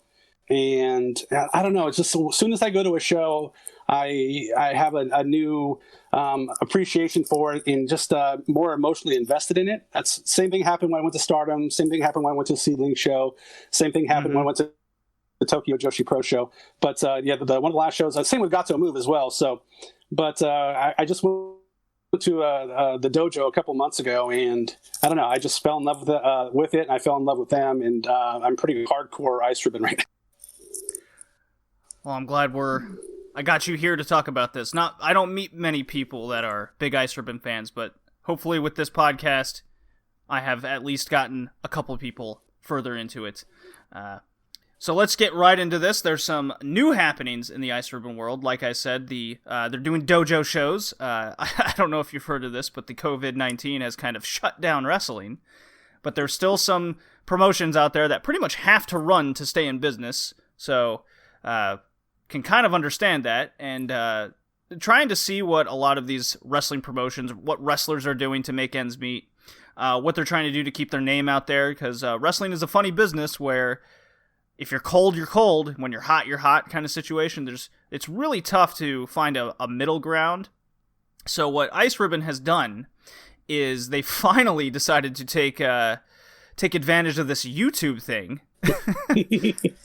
And they've started live streaming dojo shows. Something I believe they used to kind of do back in 2012. So it's been a yesteryear since they've done any internet shows. And back then they used to have an internet title, which we'll get into in a second. That's very important. So now they had their first attempt at Ice Ribbon 1035 Empty Arena from Saitama. Shows are available free on their YouTube channel for a limited time, and then it's uploaded later to their Nico Pro channel. If you go to, I believe it's Joshi... If you Google it, there's a Joshi website that can give you a nice little walkthrough on how to subscribe to Nico Pro, since that site is a pain in the ass, to say the least. Yes, it is. So yeah, I say that because this show in particular was their first try, and the frame rate was a total mess, and the single camera was also quite rough, with the not knowing how to zoom in and out. Again, the frame rate was very bad. Eventually, they got kind of a handle on it, so bear in mind with that as we review this first show. There was a singles match of Maika Ozaki versus Satsuki Totoro. Maika torture rack slams the big Totoro, follows up with a mid-rope senton for the pin. Now, I've been very vocal on this podcast over my love for Maika Ozaki, but she's missing something. And to see her at the undercard just right after her Ribbon Mania match is quite disappointing to me. But I can't say it's not without warranting, if that makes any sense. What do you think about Maika Ozaki? Yeah, she is missing something. I think she's just. I think there's a lot of really talented women at the very top of Ice Ribbon. You know, and if you're missing something, you're going to get left behind. And I think that's going to happen with her, unfortunately, until she finds something, you know, because the top of the card is pretty stacked right now. And she's I hope she finds it because I like her. But yeah, you're right. Putting Totoro in the rack was pretty impressive, though. Yeah, I mean, it wasn't Lex Luger style where she just slings her on the shoulders and gives her the rack. But yeah, it was from the turnbuckle, and Totoro is not a small girl by any means. So it was quite impressive from that. Yes, but you're right. She is missing something, and I don't know. Give her time. I don't know. You'd like to say give them time, but I will quit talking because yeah, I don't know what to say. It is that she's missing to give the magic words for her to be able to find it. Well, I think the most telling was because I was very happy when she got that title shot, and when there was the press conference, and there was Maya Yukihi, big Maya fan. You're a big Maya fan. I know you are. You watch Ice Ribbon. Everyone loves Maya. But there's Maya with the title, and she looks like a diamond, right? Just look at this star. Just screams at you like future Joshi Wrestler of the Year, right? You know, if it wasn't Mayu Iwatani winning, Maya probably had a very good shot. And then next to her is Maika Ozaki in like, I don't know she did not look like a star. She looked like someone who just got out of high school. Like was still wearing the high school uniform and all that with the goofy haircut and smile. I'm like, that's what you're missing. That's my opinion, anyways. Yeah, I mean, she's because like Suzu is starting to evolve to get to. We'll get to her later, I'm sure, but to look like a star, but has not gotten to that level yet of even looking like potentially a star. You know that there's potential there for it. You know, so yeah. But I'm sure we'll get to Suzu later. Yes. And I bring this up a lot with Maika is because I am a fan of her, but unfortunately, the reality is a lot of wrestling has to do with appearance and how you carry yourself, whether that's in or even outside the ring. Look at Julia. She's a great example. Holy shit, does she carry herself like a star. Anyways, Akane Fujita defeats Tekla, someone you've interviewed on your podcast. How did that interview go? I actually interviewed both of them on my podcast. Oh, that's right. Of course. I know this answer. Well, Tekla stands out to me more than Akane Fujita. Tekla was fun. When I interviewed her, I didn't really know who she was. I hate to say this out loud, but she's from the dirty Austrian underground with no ropes. But it was one of those things when I started to do the podcast, I was trying to find just as many different people as I could find from as many different countries as I could find, and she was like a Facebook friend suggestion. And I was like, who's this? And I just started researching her. It's like, oh, she wrestled for Ice Ribbon. So let me reach out to her. So I reached out to her and spoke with her, and it was a fun chat. And I got to hang out with her a little bit when I was in Japan a couple months ago too. And so it was nice to see her. I have high hopes for her. She's very green. She has a long way to go, but she does show some promise, and going up against the veteran Akane Fujita will only make you get better quicker. So my Akane interview, I'll tell you a funny story. So she was in the States with Kikutaru, and she drove down. She was staying with him in Vegas, and she came down to San Diego for a show, and the show was at a strip club. Of course. Yeah. I mean, Kikutaru at a strip club in Vegas. I mean, yeah. There's no story there. It was in San Diego. They actually drove from Vegas to San Diego to go to a strip club wrestling show. But so Akane, who I'd never really met before, I just Facebook messaged her a little bit. So one of my coworkers speaks Japanese, so we jump into my friend's car, and she and I are sitting in the back seat, and I'm interviewing her from the back seat of a car and translating for us. And literally minutes after we got done with the interview, she ran right inside and did a match inside of a strip club. Oh wow. I'm sure it was a hardcore match too with Legos. It was. She wrestled a guy named Dirty Ronald McDonald. So Dirty Ronald McDonald. Yeah, that's okay. That's what you need to know about the match. Okay. But she was a sweetheart too, though. They all are sweethearts, but it was nice to meet her, and I think that I'm going to interview her again in the future. I think, and it's just, I don't know. I really liked her, and she's got aspirations to wrestle outside of Japan more often. So I'm a fan of Akane Fujita. That's a person. Oh, that would be really cool. That would be really cool. She's I've noticed she's gotten to a little bit better shape recently. She slimmed down. She looks faster in the ring. I don't know whether that's a lot of this young blood coming up in Ice Ribbon that's keeping her on her toes, but over the last, I want to say 6 months, there's some visible, at least, movement improvement, which, as a fan, because that's all I am at the end of the day, a fan, I really like it, because I like what Fujita brings to the table with her experience, and she always has some sort of credibility that she brings as well. Yeah, and I mean, if she's got aspirations to wrestle outside of Japan, I mean, you've got to be really, really good to get out. I mean, you used to say you got to be really good to get into Japan, but I mean, even to get out of Japan, if your aspirations are to leave Japan, you have to be really, really good. Cream of the crop over here to the States. Yeah. Oh yeah, exactly. Just my own little personal. How do I phrase this? Conspiracy theory. I think ever since Stardom got bought out by Bushiroad, and all those Stardom wrestlers started slimming down, looking fit AF, right? And they stepped up their game. I think Ice Ribbon has done the same. They've reacted to it in a positive manner. Yeah, and it just, like as you said earlier, I mean, appearance is very important in Joshi wrestling, more than it probably should be. But it really is, nowadays they're all are expected to look like models, or just, makeup and done hair and stuff like that, so you gotta, I mean, if that's what the market is saying that they need to be, then she needs to adjust to it as well. Well, not everyone needs to look like a model. You just got to look like a wrestler.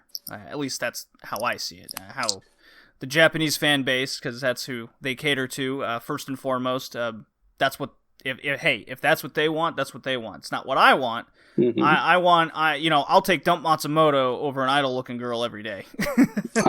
I'm in love with Bull Nakano to this day. So, and speaking of Dump Matsumoto-looking character, Hiragi Kurumi is back from injury, a long injury. She took on Yappy, and I got to give all the credit in the world to Yappy. She's stepped up her game, not just in the wrestling ring, but from the behind-the-scenes aspect of Ice Ribbon. She's now doing English commentary. She's doing English translations. She's really getting the international reputation and word out for Ice Ribbon. I don't know if this was their plan with her from the start, or she took it upon herself. Either way, this has been a huge positive, and Yappy has been doing English commentary during these dojo shows, which is very, very helpful for someone who doesn't speak Japanese. And when we get to the 19 title, the Juku title... Yeah, you can't say 19. You cannot. It's very important. She made all the rules very clear. It's great. And and going up against Hiragi Kurumi, a big, strong... very good Joshi wrestler, I think. She stands out differently, and this was, again, kind of like the Tekla Fujita match. Young versus more of a veteran. It worked. I liked it. Of course, Yappy didn't win, but hey, she'll get her day maybe. No, I'm a big fan of Yappy. I think the world of her. I think the world of people that go out and live their dreams and live their adventures and stuff. They have the guts that I never had to go do. So Yappy is so valuable to people, Westerners who don't speak Japanese, like you said. It's like her, and I reach out to her to ask her advice on things sometimes, just trying to navigate these Joshi waters. And I'm offending people by saying this kind of stuff. What do you think? What's your advice? So she's been somebody I've reached out to, and she's kind of said, hey, maybe you don't ask these kind of questions this way. Maybe we talk about. She's been super valuable to me. She doesn't have to do it for me, but she's kind enough to do it for me. But yeah, and like her and Aki from God, they are just so valuable to have somebody in your office that speaks English, or somebody in your organization that speaks English. Mr. Haku over at DDT as well. Those people are just so valuable to their company and to us too. We should really appreciate them more, for giving us the English content, because we're the late ones. We don't speak Japanese. We're the ones that are not learning Japanese. They're the ones learning English. So I highly appreciate what they do for us. So then we get to our main event. Hamako Hoshi. It's okay. You cut out a little bit there, but that's all right. We understand. Hamako Hoshi and Suzu Suzuki, that's a team, versus Ibuki Hoshi and Maya Yukihi, another team. So again, thanks to Yappy's English commentary here, we found out that Maya has turned her back on Ice Ribbon. She's sporting new gear. She's joining up with the Outsiders, Rima Yamashita and Ram Kaicho, to form Rebel X Enemy.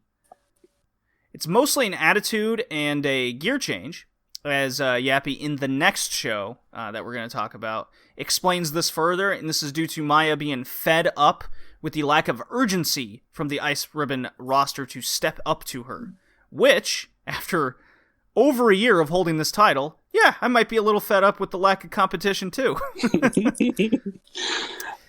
So Rina Yamashita might be what I probably should have mentioned her in my favorite Joshi wrestlers.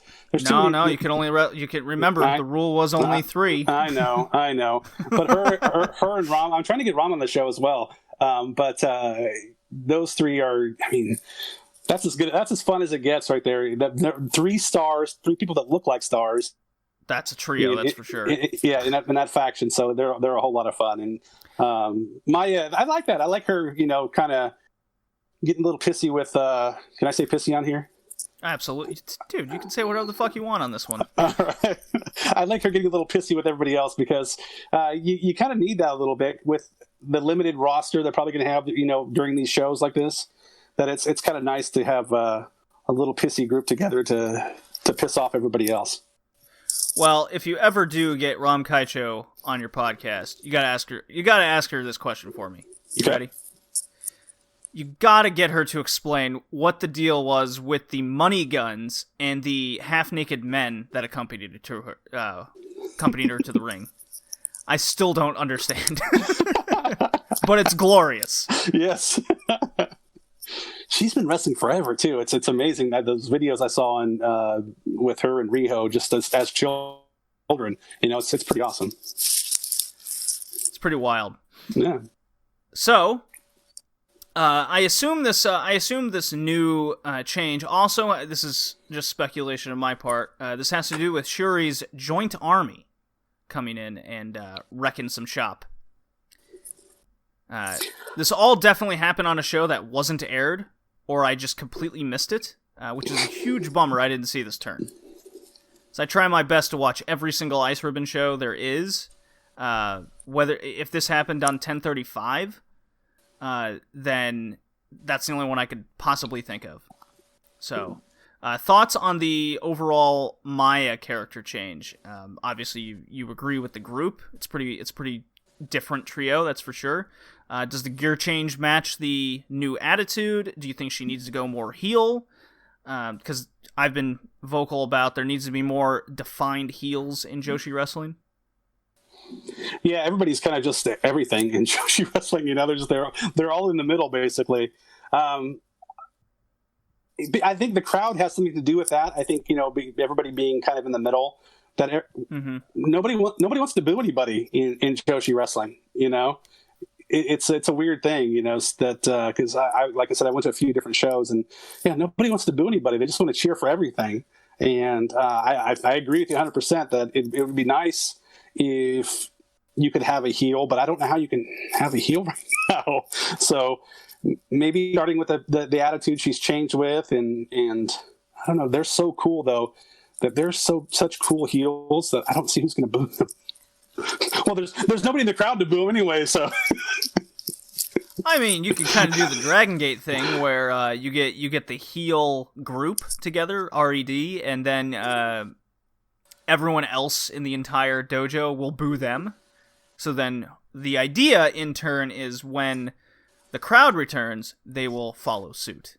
That's the idea behind it, I feel. So maybe with this new character change, and maybe with a more cocky attitude, and maybe she gets a more defined, at least heelish antics, whether it's the cockiness. And if you're cool or not, hey, that works. But there will be someone booing. If you get the Joshi wrestlers booing her and her little group, maybe a crowd will come back and boo. Yeah, that's fair. Because I think that one thing helping the Joshi shows more than some of the guys' shows right now is all the yelling and slamming of the mats and stuff like that they're doing to liven up the action a little bit. So that's a fair assessment, I think. Oh man, Totoro on ringside, she's her own crew out there. Yeah, she's very vocal. But it's nice to see them just slamming the mat, and the wrestlers, you know, how they always yell anyway. So I just think that adds something that the guys are missing right now. That WWE is missing right now. That AEW is missing right now with the no audience show. So I think Joshi's kind of ahead of the game a little bit. Yeah, them being ringside does make the difference. Just anybody in the crowd at all making some noise makes all the difference to me. Yeah. Yep.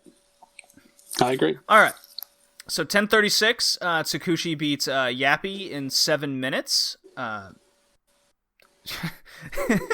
Kind of reminded me of the Kenny Omega match that everyone freaked out about. How dare Tsukushi let Yappy get 7 minutes on her? Oh, so much offense. I'm going to state the obvious here. Tsukushi is so good.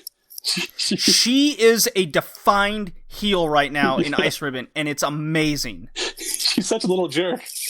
This 4 foot, like, nothing, veteran, tiny tag team champion. I mean, the best part was when the CMLL women came in and she talked all that shit to their face, and as soon as they stepped up and she looked up 2 feet, she hides behind Tsukasa Fujimoto, and she's like, no. It's amazing. Stomping on the hands. She's doing it to everybody now. She doesn't care. She'll even do it to the ref. Tsukushi, I'm saying it, is my favorite to win the Juku title. I gotta get that in my head.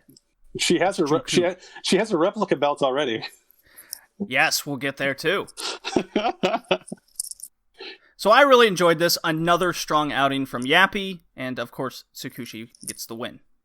Yeah, Yappy doesn't have a year of experience yet. I mean, she's almost to a year, I think, now, but she's improving leaps and bounds. You know, when you wrestle people like Tsukushi, you can only get better, right? That's right. You wrestle the veterans, you get better faster. Yep. Something the American indie scene is severely lacking, unfortunately, currently. Yes. It's filled with comedy. Anyways, Frank Sisters. That's Fujita, Kurumi, and the returning Mochi Miyagi. My God, I had forgotten about her. She's been gone so long. A torn Achilles. Jesus. That's an injury and a half. I think Edge had that injury too a long time ago. Yeah. Ooh. So they defeat the team of, a random team to say the least. Matsu Uno, Mayukihi, and Tekla in 15 minutes. Fun match. Fun. Oh, yeah. All fun people. I think, like you said earlier, Tekla's improving. I think there's something there with her. I'm glad she got to stay, because she and I were talking about that when I was there, that she was not sure if she was going to stay or go, and they kept her on. So I'm happy they did that for her. And I'm a fan of Tekla, and I'm a fan of Yukihi. I'm a fan of a lot of people, obviously. But but no, it was a real fun match. And the Frank sisters should have won this match, and they did win this match. Yep. And then we got our 2 out of 3 falls match. We didn't mention the fact, I think we skipped right over it, actually. The tag match from 1035, Fujimoto and Tsukushi beat Mochi Miyagi and Risa Sera. Oh, so I'll just do this. Yeah, I'll just do this real quick. I did skip over it.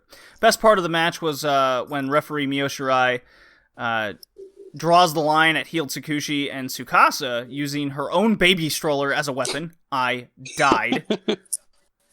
All the heel tactics and trying to cheat, that's okay, but as soon as you take her baby stroller and try to use it as a chair, no, that doesn't fly with Mio Shirai. The match went to a time limit draw, and Fujimoto and Sera go to competitive blows post-match. It ends with Tsukasa snap-marrying Sera off of the apron. Cut to the 2 out of 3 falls match. And this was Tale of Two Stories. Story 1 was, I fucking loved it. Story 2 was, I didn't like the end. Speaking of comedy. Speaking of comedy. So I was very much anticipating this. Saw it. I watched this at 5 a.m. or whenever it was that it aired, my time. That'd be like 2 a.m. your time. Yeah, it's tough. Yeah.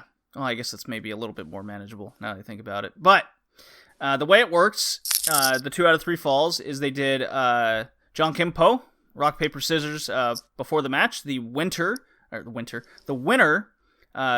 basically draws an extra stipulation out of a box. And Yappy, again, doing an excellent job making the rules clear to us foreigners, us gaijin. Risa Sera... No, Fujimoto got the first one? No, I was right the first time. Risa Sera got the first draw, and it was a count-out. And for those that aren't familiar with the Ice Ribbon, they generally don't have count-outs in Ice Ribbon. So this was a count-out, and instead of a 10 or 20 count, it was actually a 4 count, which immediately makes it very important to not be outside the ring. Which I really, really loved. So the extra stipulation is, of course, added to the submission or pinfall normalcy. It ends with Tsukasa Fujimoto snap-marrying Risa Sera off the apron, callback to just their previous show, and she wins via countout. Eventually, Sera gets back in the ring, as Fujimoto drew the second stipulation, which was... Oh my god, I didn't write that down. It was 18 turns, right? 18 revolutions? Yeah. Yes. So Risa Sera takes advantage of that big swing, gets the second fall, yeah. and then the third fall was determined by you can only pinfall if double knee attack precedes it, which is very specific. So again, advantage Risa-Sera, but it made it a very interesting finish because they're both trying to nail each other with double knees. And that's it. It was very good, very unique. Unfortunately, the match ends with an air raid crash off the apron, and this is really cool. So they have their hard camera, their only camera, and they're on the other side of the ring, so you just see them disappear on the outside. And even Yappy in commentary is like, oh my god, are they okay? We don't have mats on that side of the ring. I don't know why you wouldn't, but...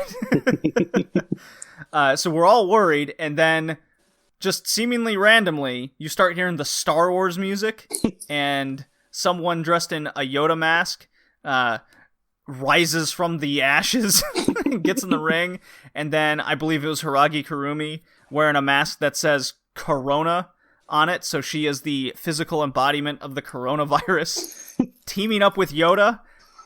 Sure. I believe that was Matsuya Uno, dressed up as Yoda. Is George Lucas the reason that Corona exists? You know, maybe that's what they're trying to say. Conspiracy theory, let's start one. Yeah, maybe it's Bill Gates. So yeah, then it just, like something straight out of WCW in the 90s, I swear. It was just, okay, now it's Tsukasa and Risa-Sera teaming up against Corona and Yoda because comedy reasons. And then they beat him, but the match ends in a draw. So I'm like, man, it was such a good match. Great stipulations. Just to get, I mean, I get it. You're trying to make comedy out of, these situations. But I was like, man, I was so enjoying that. Am I alone on this? I thought it was all right. I mean, not all comedy's going to be a home run. No, that's true. But I like them doing something different. I like them trying, and it's out of character for Ice Ribbon to do that. So it's all right. I think it's okay. I mean, if this took place in Gato Move, I'd be like, yeah, that makes sense to me. Yeah. That's something Emi Sakura would think of. And, well, it's Ice Ribbon, so maybe it's not too far-fetched. No, but I liked it. It was fine. They're making the best out of a bad situation and throwing a little comedy in there, too, and doing that. So, but you have, if you're going to watch this and be an English speaker, you have to have Yappy telling you what's going on, because if not, you'll be completely lost. Well, she was completely lost. She was like, I don't know what's going on. Yeah. But even like the stipulations of the match and stuff, without her, it's like, try to figure it out on your own. It would be impossible. Oh, there was that show a month or so ago with the ladder match, and it was teams but not teams, and then they were going. I was like, I don't know what's happening, but I guess I'm just in this for the entertainment. Yeah, that's why I used to go watch lucha shows here in Tijuana and stuff, and like stuff would be going on. I'm like, it looks awesome, but I don't know why they're doing this. What's happening? But but yeah, they're jumping, they're having fun, they're doing whatever. But no, again, this is where Yappy's super valuable. So post-match, Sarah and Fujimoto, along with the commentary, introduce and announce the return of the Internet Wrestling Juku title, aka the 19 title, but big emphasis on pronouncing it Juku. The old title during Empty Arena Dojo internet shows, which was previously retired in 2012. And brilliant move by them. I've wanted a second title in Ice Ribbon for quite some time. To bring back this title specifically, a title that has been in the promotion before. It's unique. It serves a purpose. I love it. It's perfect for these dojo shows they're putting on right now. To me, as a fan of Ice Ribbon, and even if I was a new fan, this is something that draws in new viewers. They announced a 2-block, 12-person tournament to crown the champion with its own interesting stipulations. So, just skip right ahead to 10:37. We get to the pre-show with Yappy, and of course, English commentary helps explain now the rules of the title and the tournament to follow, along with the contestants and the blocks. I want to hear Howard Finkel read these like he did the Royal Rumble rule. All right. I will do that for the block participants and the matches. How about that? Perfect. Okay. Yeah. Shout out to Howard Finkel there. We miss you. So yes, Blosk. The rules of the title are it's a Juku title 19, which means it has a count out stipulation to it, which again isn't normal to Ice Ribbon. So you have to get in by a 19 count. And that's and it must be defended kind of at these dojo shows. That's the basic of it all.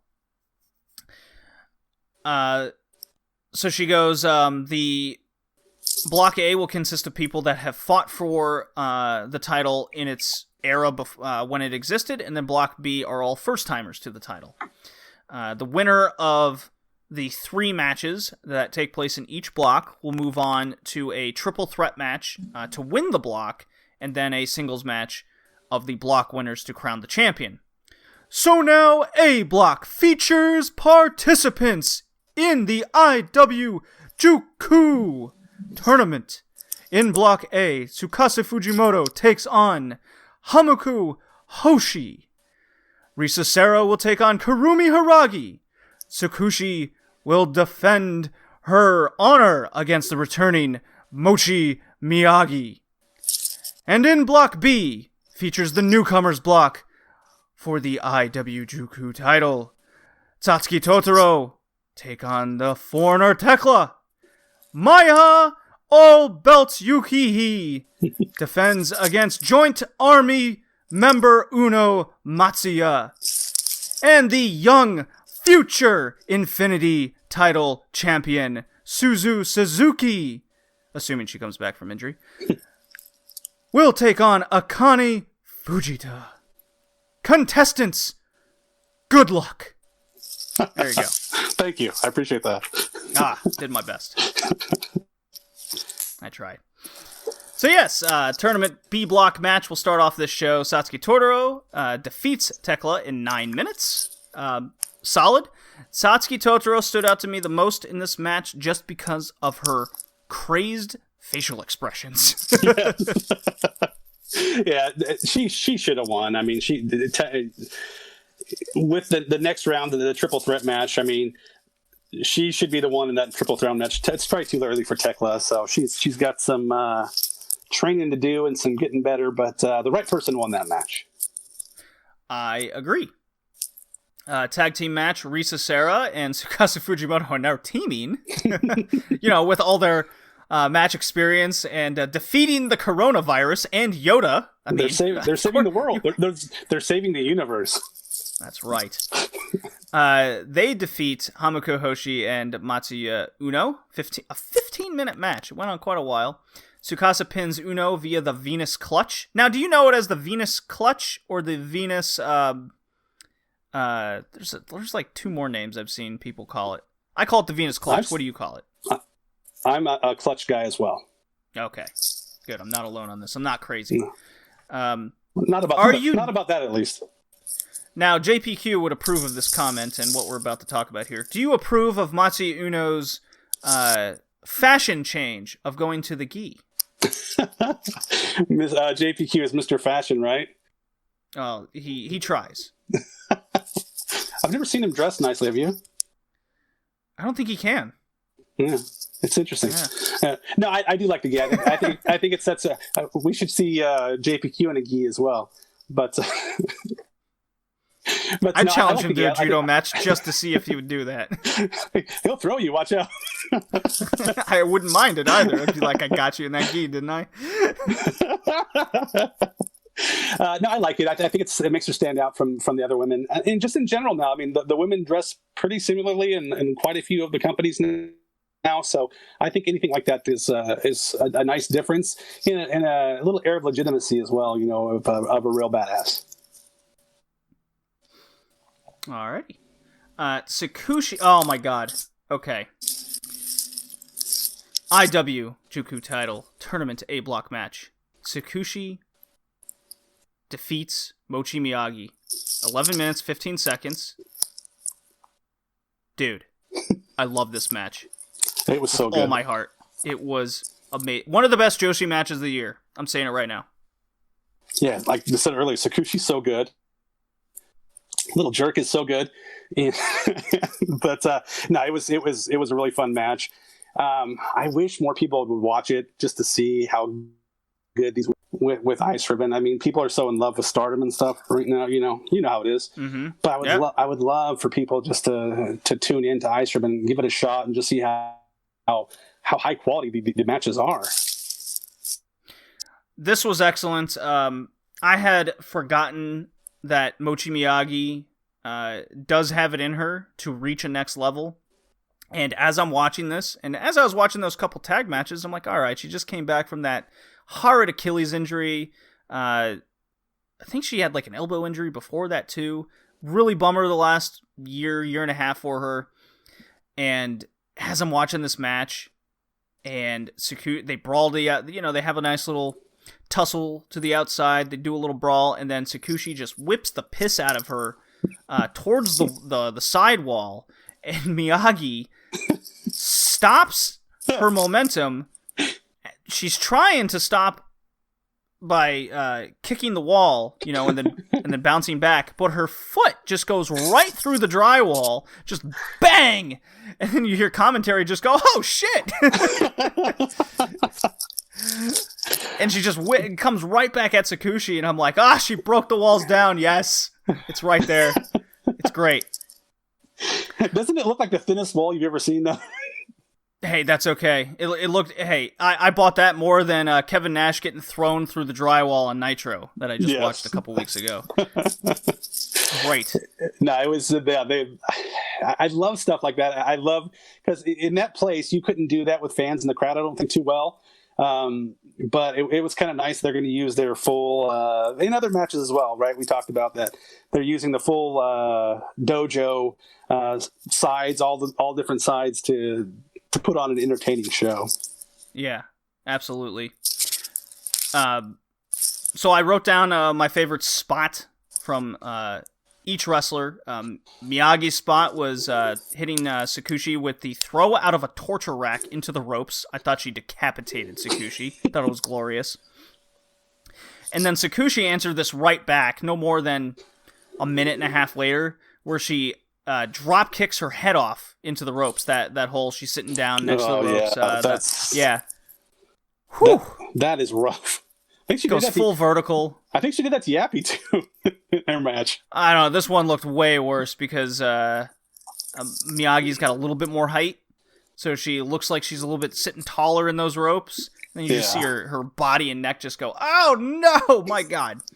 So the near falls at the end of this match, Eric, had such a sense of urgency. It's one of the best near fall exchanges I've seen all year, and that includes any promotion out there.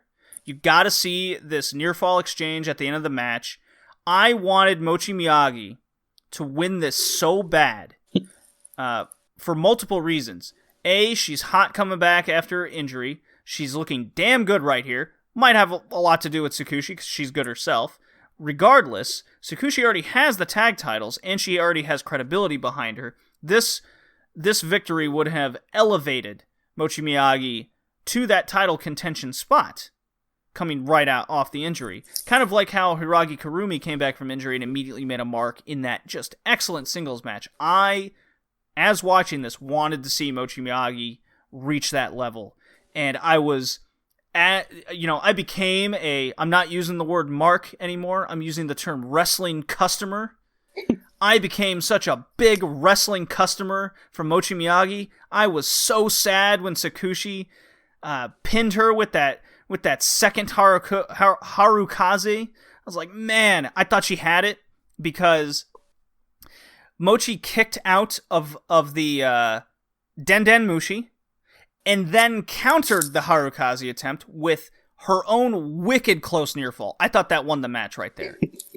Dude, I love your passion for this, dude. I really do. You're getting me excited right now sitting at my desk. So I want to go watch it again.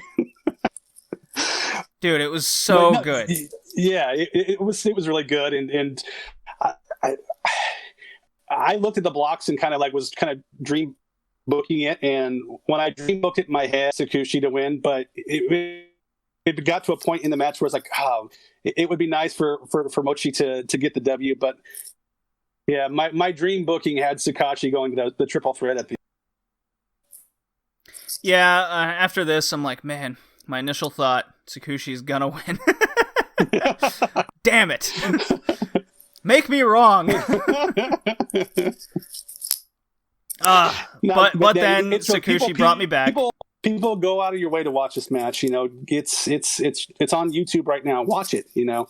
Yeah, it's still there. It hasn't been taken down yet. Yeah. So this was really good. Tsukushi wins with the second Harakose to just to make my wrestling customer self very sad. But then she brought me back by showing off a cardboard replica of the future IW title. She's like, yeah, I just made this myself because I'm going to win the title eventually anyways. I'm like, oh my God. That's what I did when I was a kid too. I made cardboard belts. So good. Like how do you bring the audience in? I was as tall as her when I was a kid. Yeah. I don't know if I was 4'10" until 7th grade, 8th grade, 9th. It was a long time. I never had a growth spurt. It was a very sad time. I should have been a heel on the basketball court. Now thinking back on it. I didn't pull enough jerseys, didn't stomp on enough toes and hands. You didn't undercut anybody. I mean, I tried. I had to work my way around my size somehow, and Tsukushi, maybe she's closer to my heart than I think now that I speak of this out loud. So yes, this match is highly recommended. Yes, I criticize the piss out of wrestling a lot. I'm very vocal with things that I dislike. I'm very vocal with things that I like. But to me, that at the end of the day, I'm a wrestling fan, and I also care about what matters in wrestling to the wrestlers, whether that's ratings, whether that's them selling merchandise, whether that's a person coming back from injury that should have won this match that makes me very upset. Go and watch this match. Yeah, 100%. Go watch this. Go watch a bunch of Tsukushi matches. I mean, you'll hate her and fall in love with her at the same time. Oh, no doubt. I just like she reminds me of Riho in a lot of ways, but Tsukushi has twice the amount of charisma because she can work both heel and face. Riho, that's what's missing with. She's a natural babyface, much like Kairi Hojo. The difference between those two and Riho is those two can also be heel if the time comes. You do need that edge to your character. Suzu Suzuki has dropped the Chin Chin Chirin thing that she was doing, the 17-year-old idol gimmick that she was doing. She's dropped that. She's now a badass. I don't know, a mix between a ninja and a shadow warrior of some kind. But she's going to take that title. Obviously, Suzu Suzuki's on the rise. I think she's going to take the Infinity title in her first, well, I guess technically second attempt, but first attempt with the new character. Do you feel the same? It's a little early for her still, I think. I think that she's on the rise. I think a year from now she'll be the top person in the company. So I'm a slow builder. I love the slow build. I think it helps them in the longer run, I think. So I would probably hold off a little bit, but yeah, I think her time is going to come and she's going to be on top for as long as she wants to be. Okay, follow-up question then. In Dragon Gate, there's a wrestler by the name of Ben K. And in hindsight, I like the booking of how they handled a new up-and-coming star. They had him win the title off a very, very credible champion. Then he had 3 defenses against veterans that have all had the title previously. And then on the 4th one, he lost. Now, how he's been booked since then is a different story. But it wasn't a long reign. It was solid. It was short. And it got the point across that, yes, he may not have been ready for the big spotlight, but the way they kept him relevant during the title reign was super credible opponents. So then my follow-up is, let's say Suzu wins. 18 years old. I always forget how old she actually is. She beats Maya. Immediately credible, right? As a top person in the promotion. First defense, Tsukasa Fujimoto. Second defense, Risa Sera. Third defense, or fourth, this is where she loses it. Who does she lose it to? A Hiragi Kurumi? A Mochi Miyagi? A Tsukushi?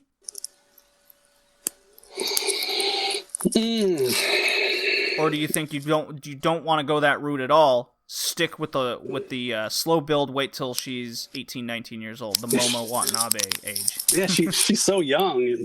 But you don't want to use Momo as a reference right now, as far as where they book her, because I don't know. I don't think Momo's. Well, she had the big white. She had the white title run. So where's she at now, though?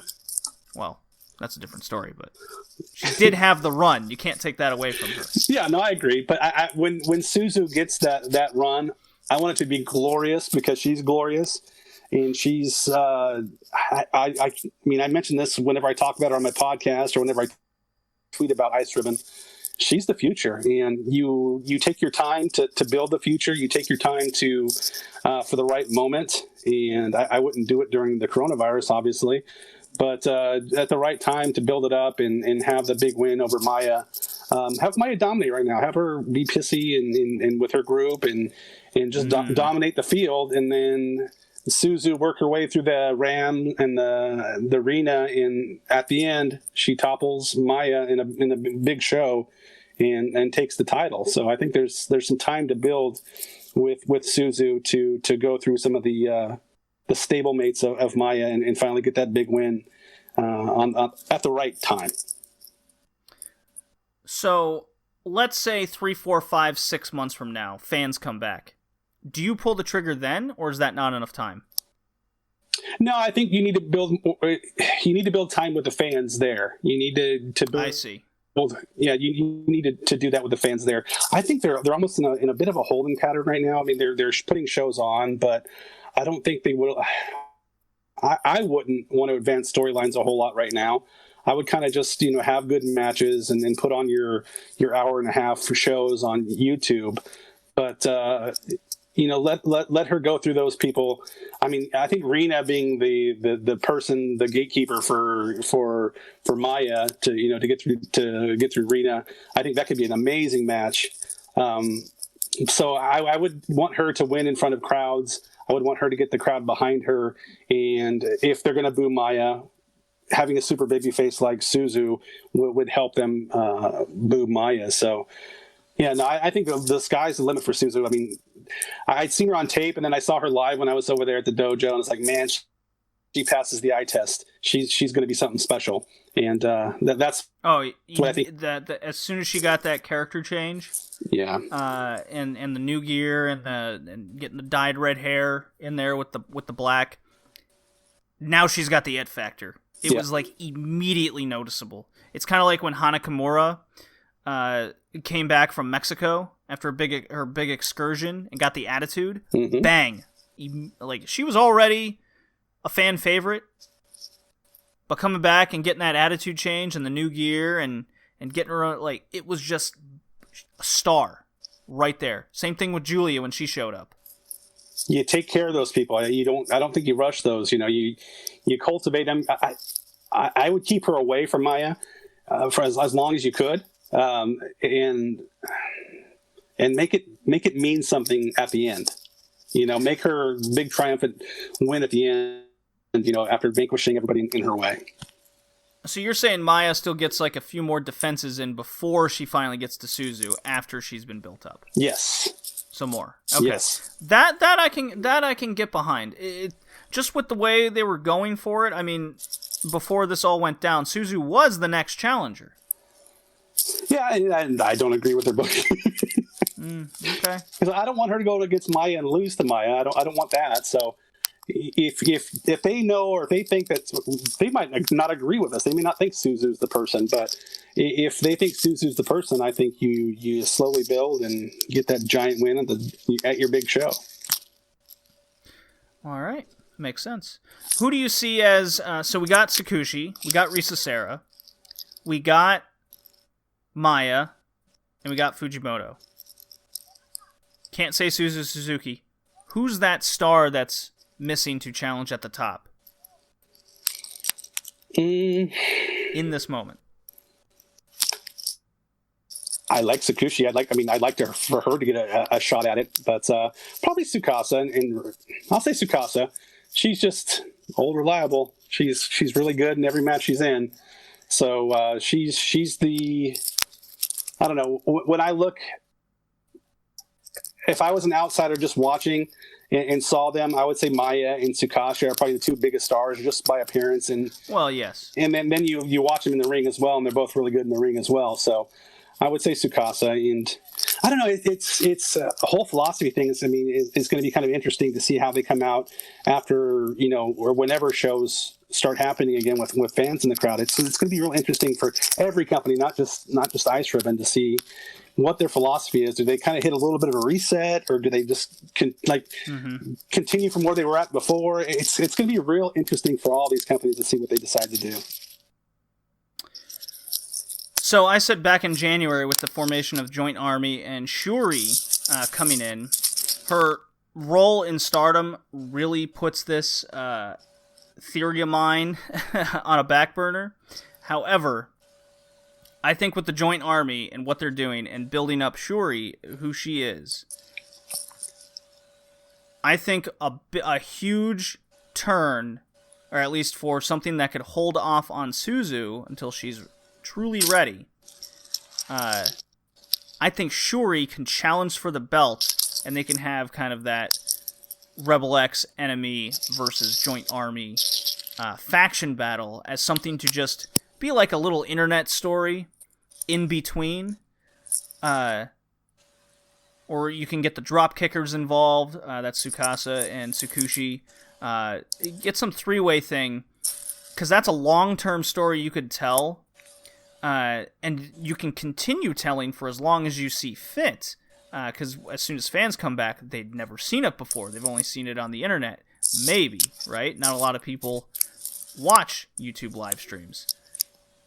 But my question for you, though, is that on these dojo shows, these no fan shows, are they going to bring people like Shuri in to do those shows? Or this kind of philosophy thing I'm thinking about too, it's like, is it bare meat and bones, and to just bare minimums for these shows, and only have the dojo wrestlers, the contracted wrestlers be on the shows? Or are they going to bring people in for some of these shows? I think a time will come, if this goes on long enough, where the free agents will need the work. Plain and simple. Then you got to think about the whole political thing between Stardom and Ice Ribbon. They're really big fans of each other. And no recent history at all, right? But to see how they would handle, if Rossi would let Shuri go get pinned in Ice Ribbon or not, so that's the whole. I hate thinking about that stuff, but it's real, that to see. No, it's certainly a real thing, yeah. To see if they would allow that to happen or not. So yeah, I love Shuri too. Shuri's awesome. That's kind of where I also go with the faction warfare thing. That way, someone else can always eat a pin. Yeah, that's true. That they can get in a match and then not get pinned. You're right. You're right. That is something I think Ice Ribbon can capitalize on as well. Will they do it in these dying times? I don't know, but I think Mochi Miyagi is on the rise. I think she's got a Tam Nakano type feel to her within Ice Ribbon. She's got that personality. She's got that look to her. I saw great stuff in the ring from her on over these past 3 weeks. Excellent stuff. I speak very highly of her now. I think everyone in Ice Ribbon has really stepped up their game, especially during these internet shows.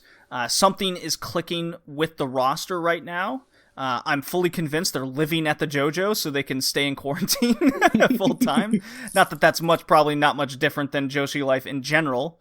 But it wouldn't shock me if they just said, yeah, they got beds like out back. They're upstairs. Yeah. It really wouldn't shock me if someone just came out and said, yeah, that's what we're doing. as well, a question I have for you. Do you think that the roster is deep enough right now to keep putting these shows and not having it get stale? Yeah. Well, the 19 title tournaments, good. The Juku tournament, that's excellent. I think they could have stretched it out a lot longer. Might as well done a G1 thing situation. Not that Ice Ribbon has much experience with that, but they could have done that. They tried something at least for the time being, where it's like 1 or 2 matches a show. So that'll give them enough material for a while going forward. Hopefully, everything will be getting back to normal by that time, because we know from what we've seen, Ice Ribbon doesn't seem to be fearful of running shows with a crowd. Yeah, I think I might have gone to their last show, or one of their last shows, where they actually had a crowd. Yeah. They took my temperature before I went in the show, so it was interesting. Yeah, they take it on your wrist, or they got the gun where they just point it at your forehead and shake? Point it at my forehead, yeah. Yeah. What'd you get, an 89, a 93? No, I have no idea. They just said go inside. Oh. See, they take my temperature at work and tell me I got like a 90-degree temperature. I'm like, so can I go home? I'm dead, right? Exactly. Like half the people, they were trying to take the temperature up and it wasn't working. They're like, just go in. Yeah, whatever. Yeah, so safe. Yeah. Like, Jesus. But yeah, no, yeah, I think it's going to be interesting because, as you said, the free agents that are sitting on the sideline right now, they're eventually going to have to work, and it's going to be interesting to see as far as, I mean, because they have to pay the women to be on these shows, and what can Ice Ribbon pay to bring a Arena in or a Shuri in when they're probably not making any money or very little money with the dojo shows right now? So it's a business reality as well, kind of thing, you know. Yeah, maybe it's just as simple as, hey, if you want to work this show, we'll give you our platform for, a live stream thing. Because the other thing Ice Ribbon's doing are these hour-long personable live streams. Maya Yukihi just had one where she's talking with fans and whatnot. Now Stardom is going that route. I saw like one-on-one with Tom Nakino in her bedroom, and I'm like, what is that gonna be? Have you seen her videos that she puts out where she doesn't say a word? She just like stares at the camera and... Yeah, I'm waiting for her to like stab all her animals and see the stuffing all over her room. I'm like waiting for her to crack. Just the lights to go out and come back on. There's just stuffing everywhere. Yeah, she still has that blank expression on her face, and then she's just eating soup right there, and there's all the animals just ripped apart all over her room. I'm waiting for it. It's gonna happen. Saki Kashima's showing us her knife collection. She's like, yeah, this was my high school hobby. Saki Kashima? Saki Kashima. Any show I go on, I have to do that. Yeah.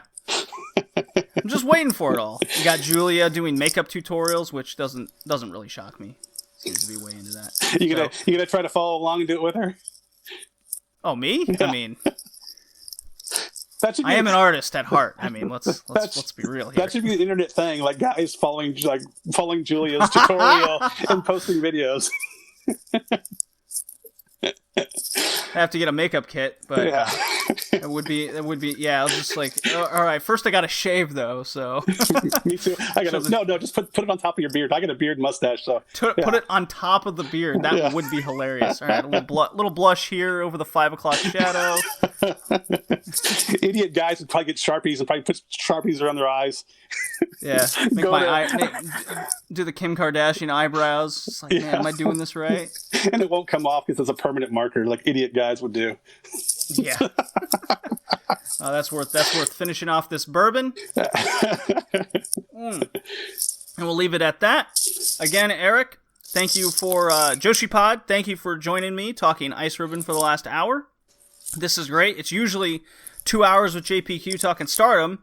Finally, by the way, Ice Ribbon, of course, gets the tally for the Joshi War. Sorry, Stardom, you got to put on some content. Yeah, they got nothing going on. They got nothing going on. So that leaves the tally at 4-4 in the Joshi War. A little bit more competition there than the AEW versus WXW War. That's up to 6-0. It's a clean sweep right now. That's a bummer. Bummer in my heart. But anyways, again, thank you for joining. I really enjoyed this conversation. Hope to have you back. Anytime, brother. I really appreciate it, and it was my honor to be on the show. Thank you. That's Joshi Pod. You can find him Spotify, Anchor. I know you plugged that at the beginning of your shows. Yep. Definitely go check that out. He does amazing interviews with all the Joshi wrestlers from around the world. Anything involved with Joshi wrestling. Eric, thank you. Thank you. See you next time, hopefully. All right, Bye. take care, man.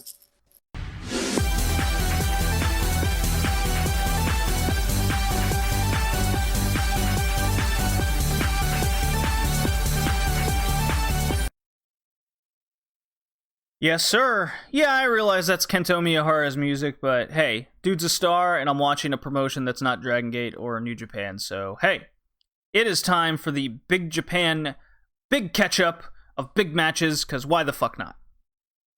So I've decided that January through February is going to be a rank. This is for the rankings. March is going to be a rank, and then April is where we stand now with the rankings of this podcast. So that leaves potentially 45 total points up for grabs for someone who could potentially take first in each of those weeks representing Big Japan. The April will be included with the others. So basically it's how many people on these shows or matches that stick out to me, and she'll get that point on the month-ish basis. Plus, if Big Japan impresses me, then they will get 2 auto points into the Puroresu War. So here we go. January 2nd, broadcast date January 11th on Samurai TV. Strong World Heavyweight title match between Daichi Hashimoto. Yes, that is the son of Shinya Hashimoto. Defeats Yuji Okabayashi to retain the heavyweight title. It was a 16.5-minute match. I love Daichi's Fist of the North Star haircut, and no surprise, Okabayashi chops the living shit out of Daichi as he screams, just constantly taking them. Daichi answers with the quick hard kick combos, just like dear old dad, but with his own little modern spin on it. So I like that. Oka in this match was a bull of a man. Super fun to watch him power up and be the scary strong man he is. Comes off as way more crazy or something like that in BJW as opposed to what I've seen in All Japan Pro Wrestling. Flash Magic, then elevated DDT as Daichi wins. I really enjoyed this. That's a good start for Big Japan. We cut to February 11th, broadcast date February 20th, Samurai TV. Junior heavyweight title match. Yuya Aoki he's the champion, defeats and retains his title against Fuminori Abe. Just under 14 minutes. Yuya in these black and blue trunks with a flame pattern on it. I quite liked it. Match was extremely fast-paced grappling to start. That took me a little bit by surprise for a junior heavyweight title match. Abe works the knee a lot. I really enjoyed that. Match felt very chippy from Abe overall. Just then, no matter whether it was grappling or not, it maintained an extremely fast-paced match. Yuya wins off a tiger suplex. Abe really impressed me with his speed here in this one, but Yuya Aoki is... he definitely stood out to me. I watched a couple more of his junior matches, kind of skimmed over some tag matches he was involved in. This dude's been low-key one of the best of the year. Yuya Aoki has really, really impressed me. Then we get the Big Japan Tag Team title match. That's Daisuke Sekimoto teaming with Kohei Sato. They're the champions. They defeat Yankee Tukenju, quite like that name. That is the team of Isami Kodaka and Yuko Miyamoto. 18.5 minutes match. Yuko is scared the fuck up front and back, just a note here. His partner Kodaka isn't much better off himself. You know what? They're both fucked up. They're deathmatch guys, and they have the scars just they on their disfigured now bodies. This match was all about the big strong boys versus the deathmatch guys. In the end, Sekimoto proved too powerful for Kodaka as he's just stuffing all these lucha spots.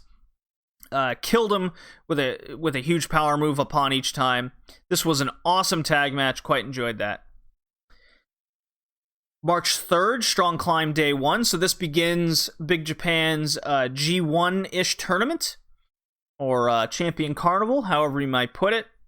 They call it the Ikitosen Strong Climb. Block A match here was Ryuichi Kawakami defeats T-Hawk, 12:54. Real cool seeing the Speed Dragon here in the Dragon Gate style from T-Hawk in Big Japan. Well, he's against more common-looking wrestler opponent in Ryuichi here. Kind of shocked Ryuichi won the match. He won off a Michinoku driver, to note. Thought that was interesting. A spike version of it, too. It looked really brutal.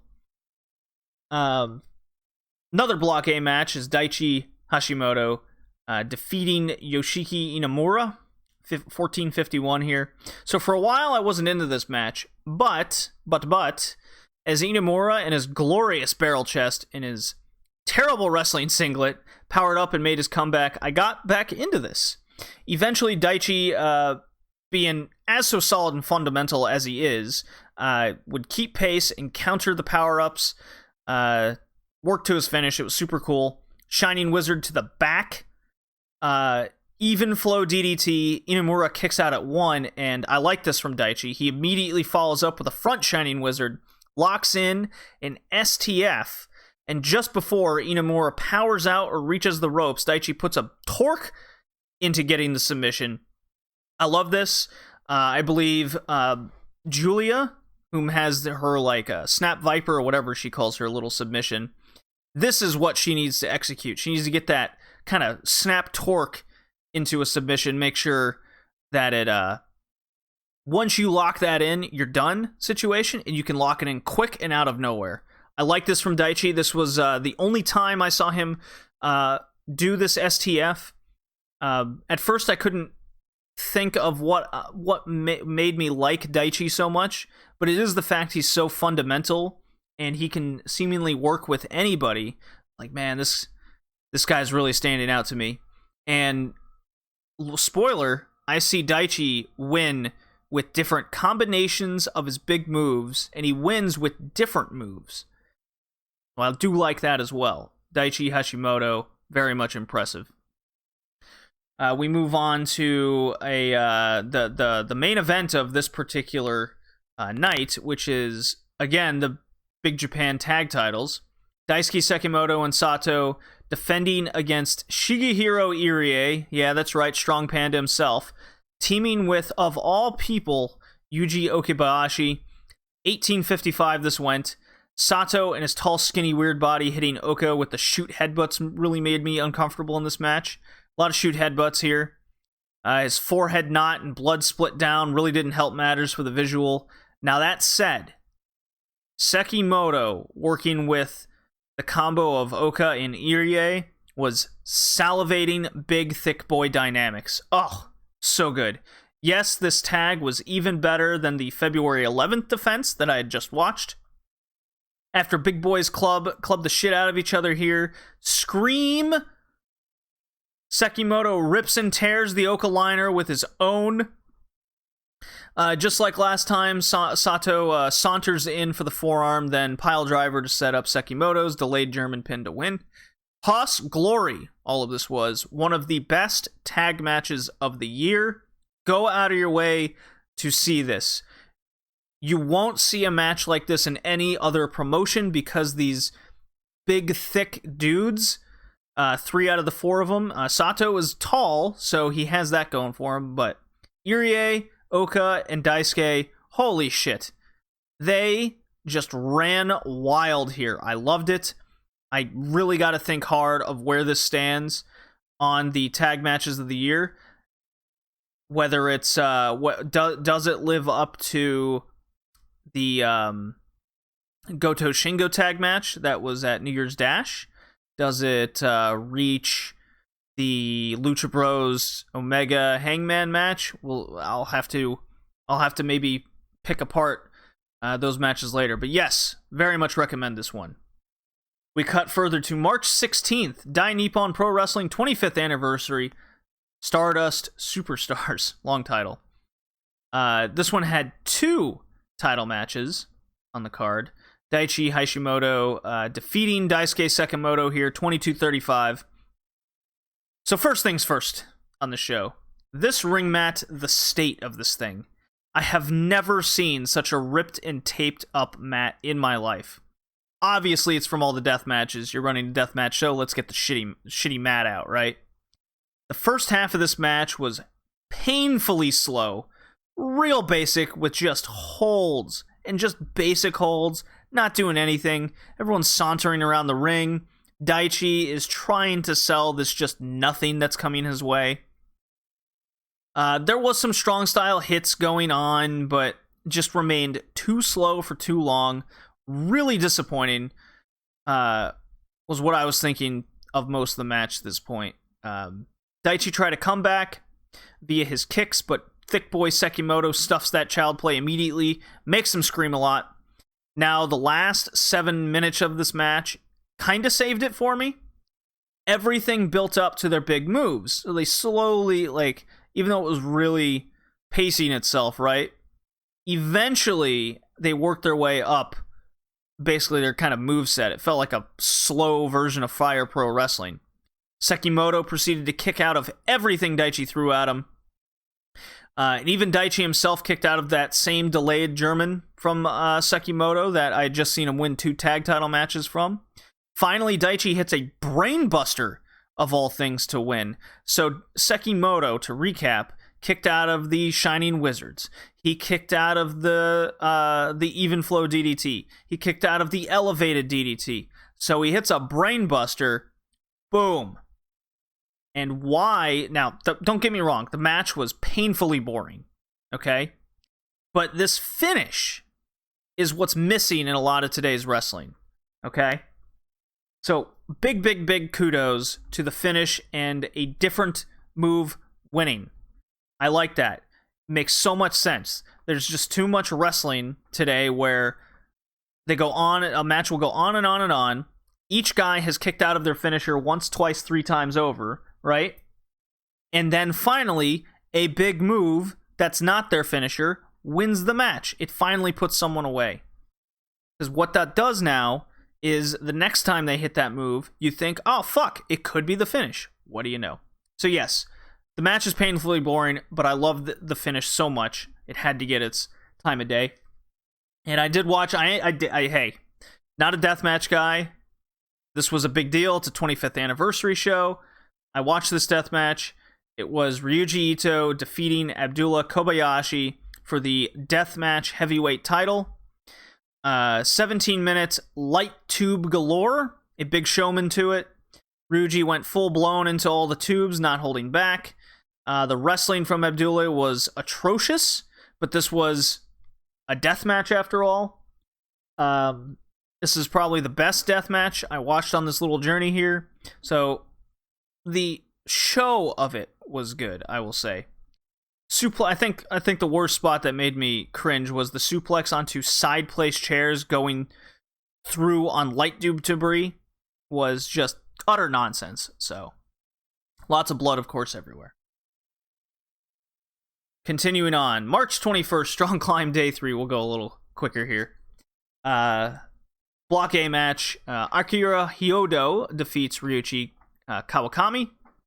11 minutes. Great finish. Still not feeling the Kawakami train. He just comes off as a generic dude with a good build. But this match, he had a great opponent. Hyodo's hair was flowing gloriously, as the finish was great. I legit thought that Hyodo was going for a shooting star, even with his big boy out-of-shape build, and he undershot it.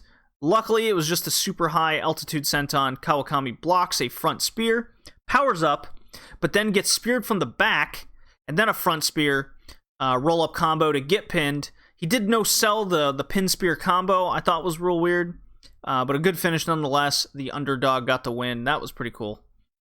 Isami Kodaka defeats Taishi Takezawa in the Block B match. 11 minutes. Very one-sided beatdown against Kodaka. What made this interesting is the fact that it was so one-sided, and it ends with a 3-move comeback from Kodaka. Taishi misses a beautiful moonsault, gets countered into an elevated Scorpion Deathlock, and then gets sort of flash pinned off a cravat, which he kind of locks in the shoulders. I've never seen this before, so it was very unique.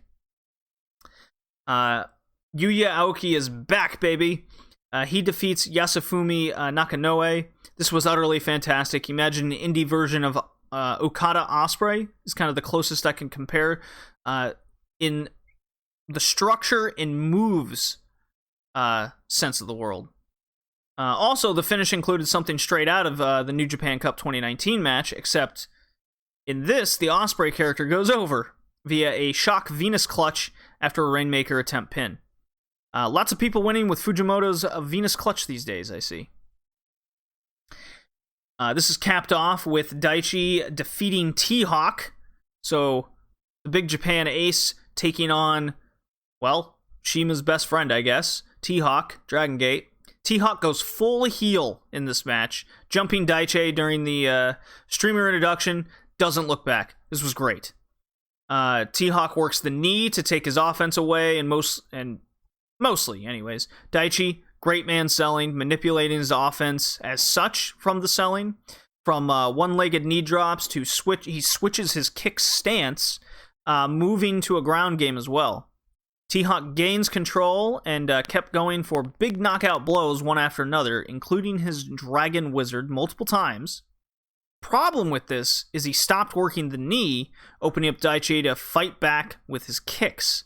So, from a psychology standpoint, bad move, T-Hawk.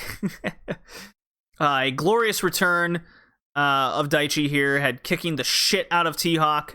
Great near falls and great stiff counters from both guys. Daichi picks up the win off of the elevated DDT. Wonderful match. My favorite on this journey by this point in time. Then we get to 2AW, Active Advanced Wrestling, their Grand Slam show from March 25th. Basically, 2AW is an indie promotion that does a lot of crossovers with Big Japan. It's my understanding of it all. They had a tag title match featuring Chango and Kaiji Tomato defeating Aota Yoshida and Tank Nagai. 18.5 minutes. So I was familiar with 0 of these guys prior. I have heard of Tank Nagai before. But boy, do they feel and wrestle like rough indie guys. That being said, this was a damn fine tag team match. I love the uniqueness of Chango and the jump transition speed of Ayato. Not once in this match I was bored. The near falls from Chango were unique pin covers that got a pop out of me, so kudos there. Tomato is a bit goofy looking. He needs more pop in his arsenal. Tank, he exists. He's a power guy. I heard this tag was along the lines of a tag match of the year situation. Yeah, I mean, it was good, but it wasn't that good. It wasn't that level. No way I think this match is better than the Big Japan title matches. But still very solid. I do recommend it. The same show was highlighted by Yuji Okabayashi defeating Shu Asakawa to gain the 2AW Openweight title. A real good showing from Oka here. Just a big barrel dude being very good at what he does. Really reminds me of Chris Dickinson on the Indies wrestling an up-and-comer. That's what this match was like.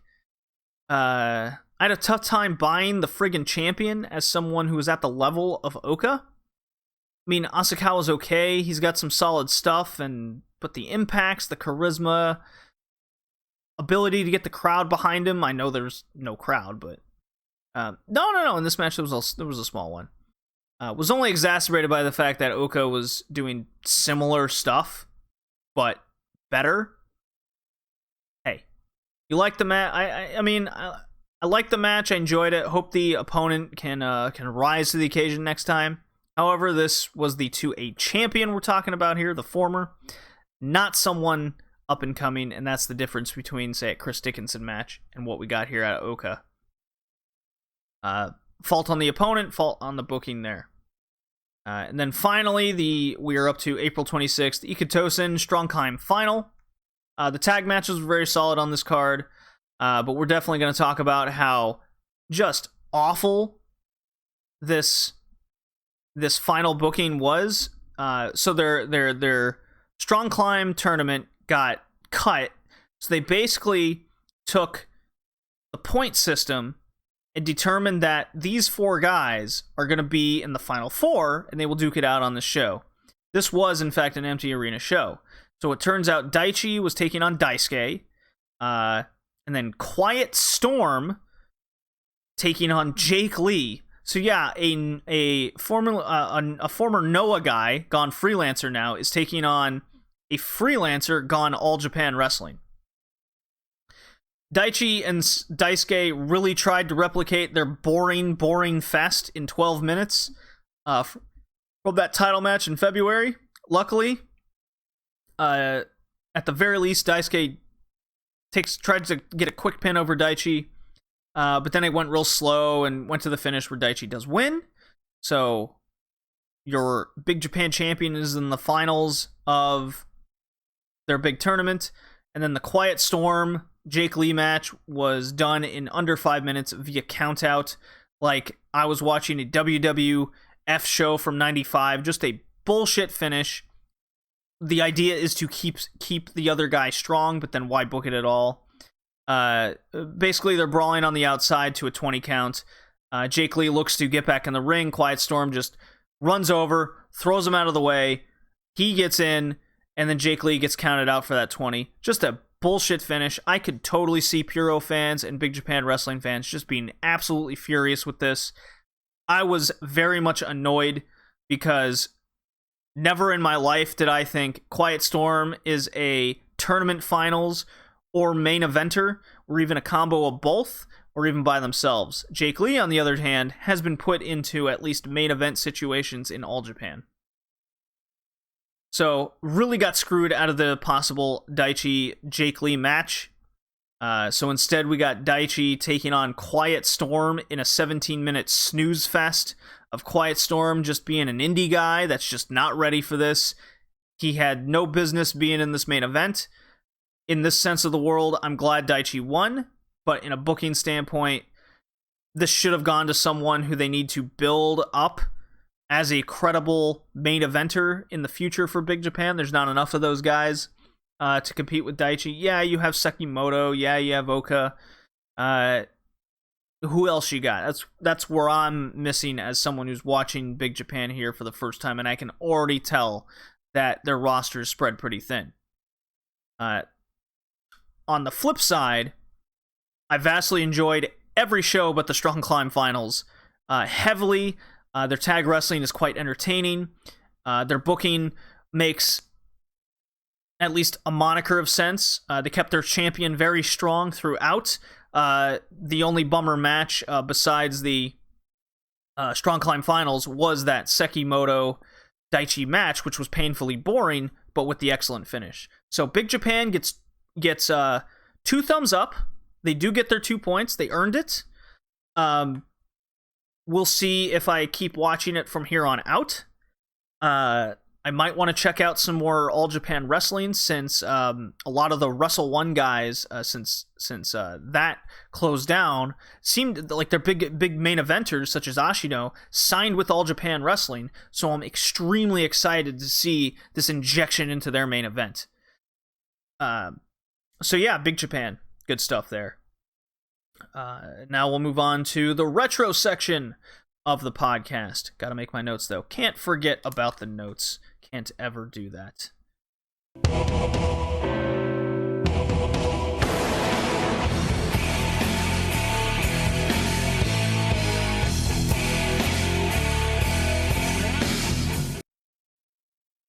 Alright, it's time for some All Japan Women, as my really bad kitty cat has now joined the fray. He woke up, caused some mayhem and trouble.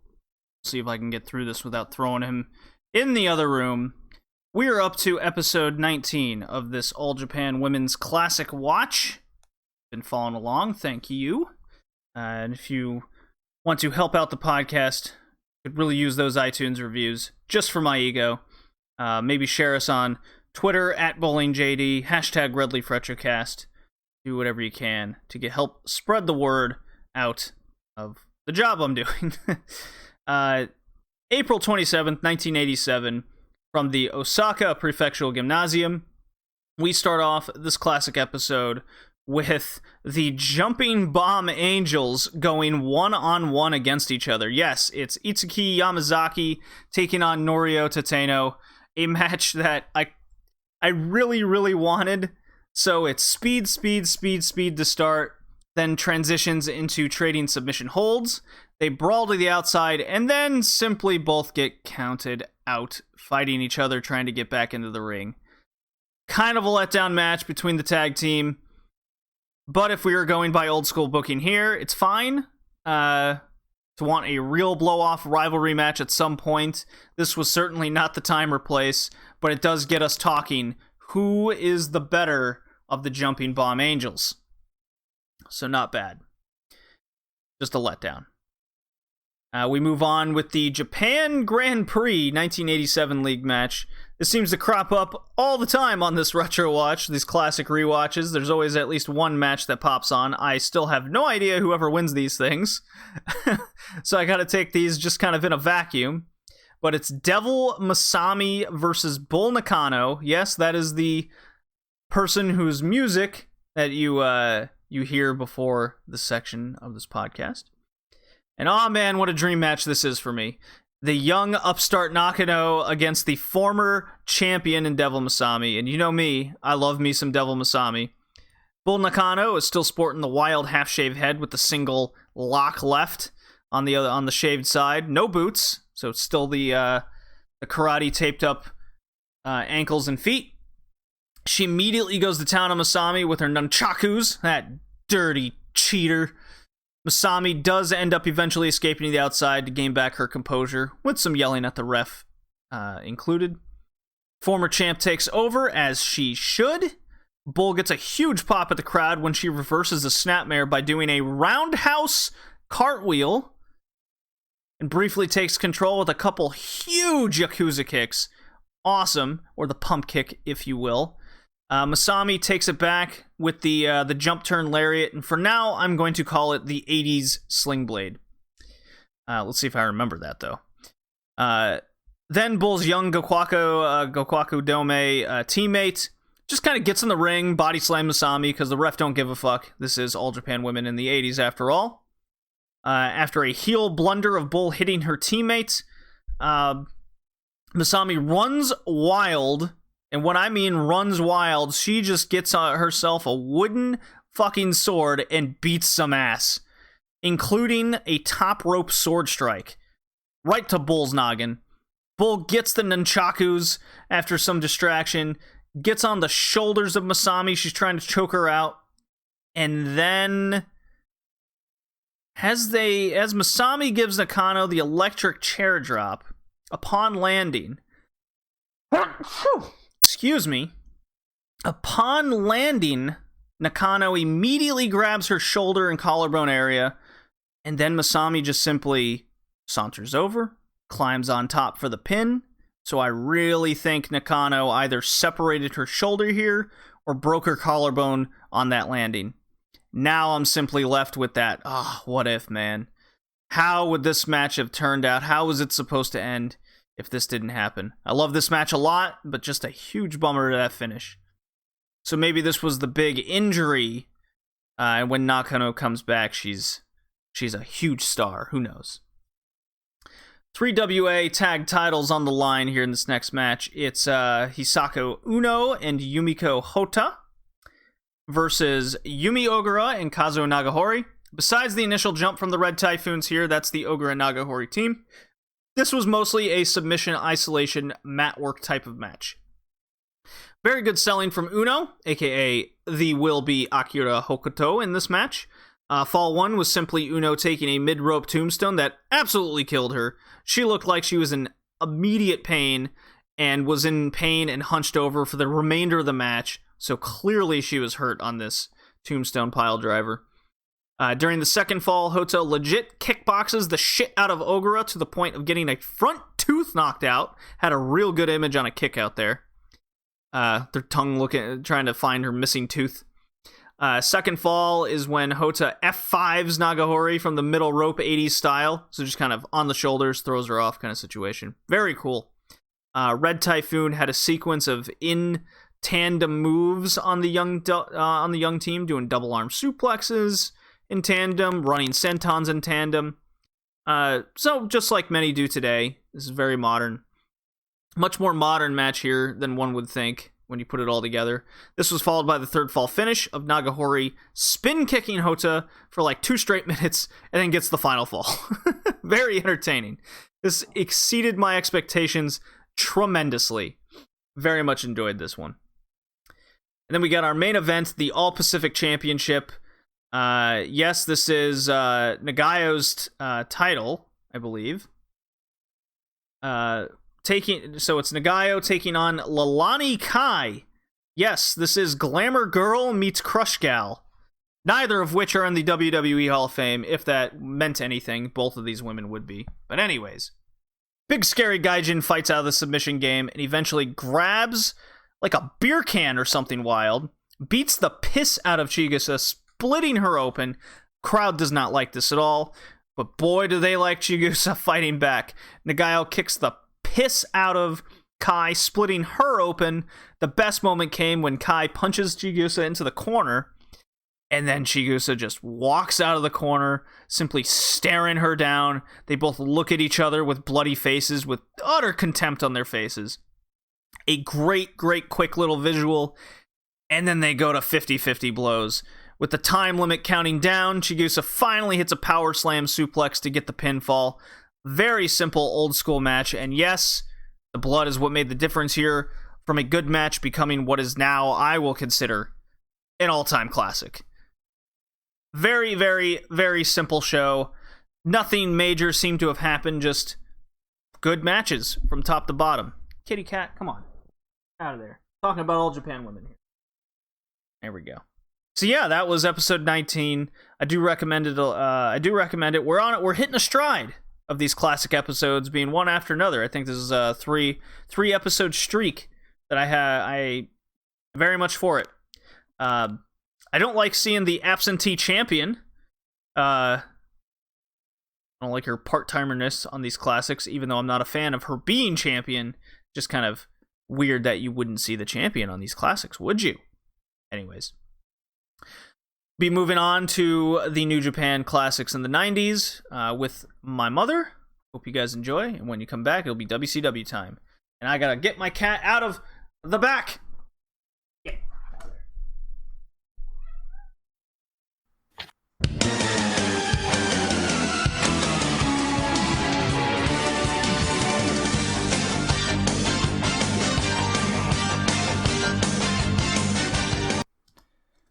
Mother, we're back. We are. Just making my little timestamp there. Bum, bum, bum, bum, bum, bum. New Japan through the 90s. I normally, or at least I started doing other notable matches of the era of 91, but I had so much fun watching the New Japan show this time around, I didn't do that. And I decided to watch a bunch of Big Japan wrestling instead.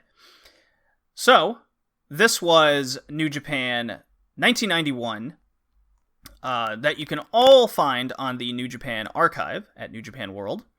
We watched one match from April 30th in 1991, and then we watched the entire show that's available on the archive of New Japan Super Heavy Crash 1991, Day 6, The Legend of Dragon, Tatsumi Fujinami's 20th anniversary show.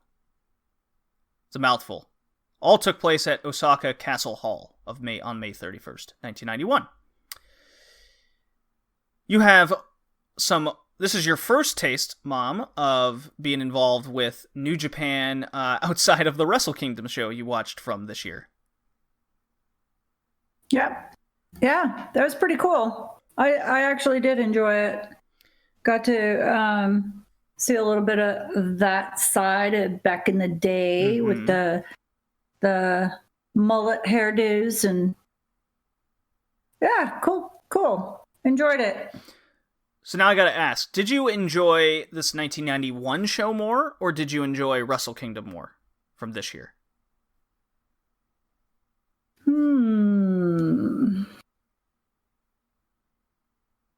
I think I enjoyed Wrestle Kingdom. Okay. Fair enough. Yeah. More modern. Yeah. Yeah. All right. Our first match was, as said, the April 30th, 1991 match. IWGP Junior Heavyweight title on the line.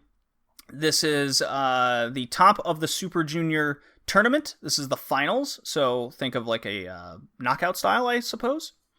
The title was vacant at the time, so winner takes all.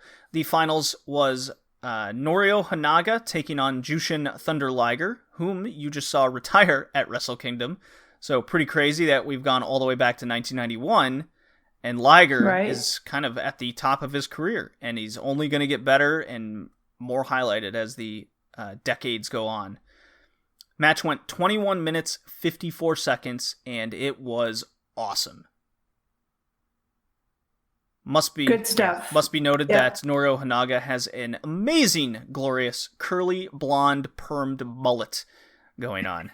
And he's part of the Blonde Outlaws little faction going in New Japan. Well, he had to definitely get a perm for that. Oh, it's so glorious. I loved it so much. I love Norio Hanaga. Norio Hanaga wins off the straightjacket German suplex, the shutdown German suplex, known for Kento Miyahara, which was a really cool match. Lots of awesome near falls. The crowd was totally into it and got further into it as the match went on. Really different now watching wrestling with crowds. Right. What are your full thoughts on Hanaga defeating Mr. Liger in this 20-plus minute match? I thought it was a good match. It was a good finish. I was really surprised. But back in those days, so they was Japan doing steroids too? I can't answer that. I'm sure some people were, but I know for a fact that drugs and the whatnot is a lot less lenient in Japan. Yeah, okay. You definitely saw a lot less jacked dudes in Japan. Right. Not everyone looked like Lex Luger. Right. Yeah. Yeah. But it was good, I'm not sure the audience sound was real, because I was making the comment about that with you, that I can assure you I'm not seeing real. I know, but I was not seeing anyone yelling, and I'm hearing all this yelling going on, but I'm not seeing anyone within camera view on the outside doing any kind of yelling at all, because they don't yell in Japan. They're very polite. Even now, they are the most muted people ever when it comes to the audience in wrestling. Well, I can't wait to get you to watch All Japan Women. You will see a completely different crowd setting. Okay. Oh, yeah. It is insane what that crowd does. Okay. Yeah. Well, I'll be watching the audience to see if there's actually something coming out of their mouths. Yeah.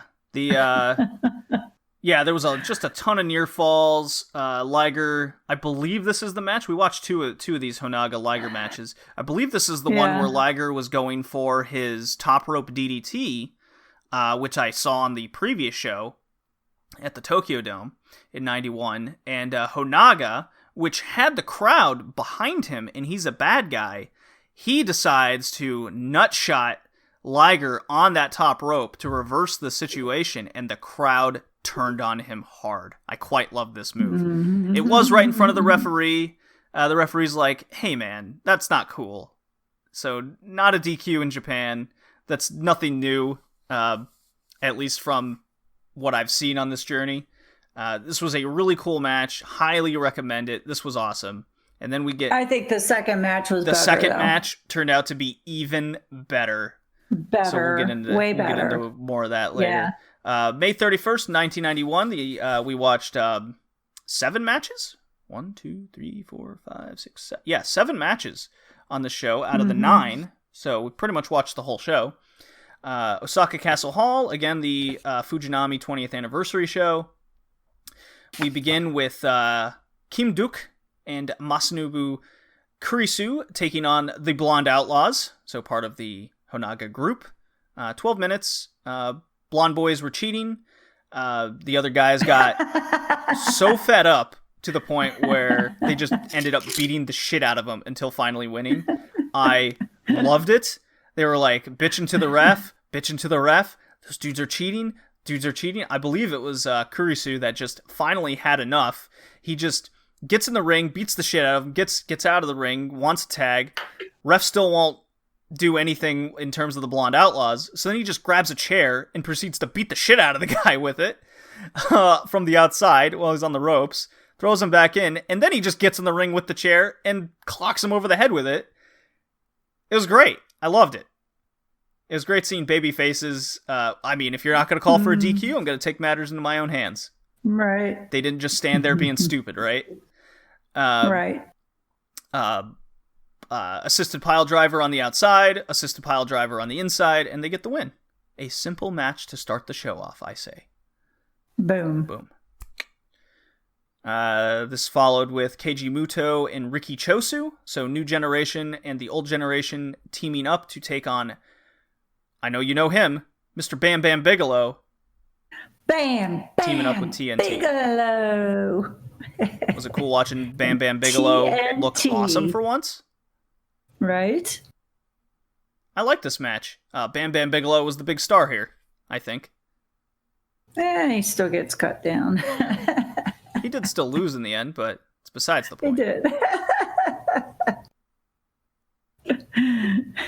I loved when TNT was getting the shit kicked out of him by Chosu and Muto, and then Bigelow flies in from off camera, floppy fish style, and does a big diving headbutt, like a seal out of water, to break it up. I loved it. It was my favorite spot in the whole match. Right. It was great. What did you think of Keiji Muto in this match? He was the dude in the pink tights. I liked him. He was, seeing them working at this time, was interesting to me. I was quite surprised at seeing Moto and what he could do. That was cool. I mean, the closest Against we Bigelow. have to this Yeah. time frame was on the previous episode. We watched the Jake Roberts Macho Man, and then the Bret Hart Owen Hart, which was 2 completely different matches. And now you're watching the Japanese style work here, where it's a mixture of very physical and high flying. Right. So an older style changing into the new one. Yeah. Right. Because we were having that conversation about the old and the new and what they were trying to do during this time. So. The finish was Riki Chosu hits a bunch of strong clotheslines on Bigelow as they threw TNT out of the ring. And then Bigelow wasn't down, but Muto hits a big snap German to pin him. And that's how it ends. Boom. Boom, boom, boom. Done. I was like, cool. Flash finish. Boom, boom, bam, bam, down. Bam, bam, down. Yeah, indeed. Then we got our rematch of Norio Hanaga taking on Jushin Thunder Liger. Which was my favorite match. This was really, really, really good. This is excellent. It does not have a recommended tagline on Cage Match, which shocked me. And I can't imagine why. So Hanaga and Liger brawl on the outside for like 8 minutes before the match This was started. a very bloody match mess. True blood and guts match. It was awesome. Yeah. Yeah. So Hanaga, Liger has the advantage after the initial brawl and the match begins, and then Hanaga turns the tide and he rips Liger's mask off. Which really made Nori mad. Well, it made Liger Liger mad. just furious. Furious. He tries fighting, keep his identity, somewhat masked, but the mask is just so far ripped that he just can't do it anymore, and he just rips it off himself, exposing his face. So this isn't the first time I've seen Liger's face in a match. Crowd gasps, and Liger just flips a switch, and he's pissed. Runs Honaga into an exposed turnbuckle, just busts this dude open 6 ways from Sunday. Bloody mess. It becomes a total bloodbath with Honaga. Even the ref is like, dude, Liger, chill. And he's like, no, he ripped my mask off. I'm kicking this dude's ass. He's clawing at the wound. He's biting it at one point. Just repeatedly boots to the face. Honaga was like, he felt like a murder victim at one point. I feel like this is what the MJF Cody match should have been at Revolution. It should have been something like this. Yes. And yeah. They kind of went for it, but we just didn't see the move that busted MJF open. Mm-hmm. Yeah. So there was some miscues there over young MJF. So this is the blueprint for turning the tide and watching someone kick someone's ass, and then the end, where Honaga stole the win off of Liger with the clutch pin, and then grabbing the ropes, and him just bleeding profusely all over his body, all over the mat. You're just like, man, Liger got screwed. It was truly shocking, I felt. Did you feel feel the same way? Yeah. Yeah.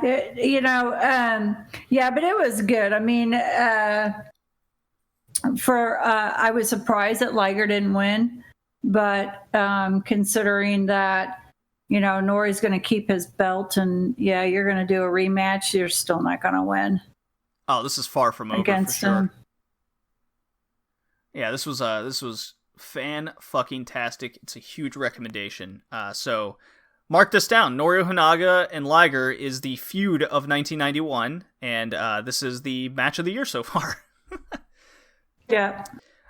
This was followed by a glorious big boy match. It was Flash Scott Norton taking on Big Van Vader. Big boys screaming and grunting at each other, trying to knock each other down.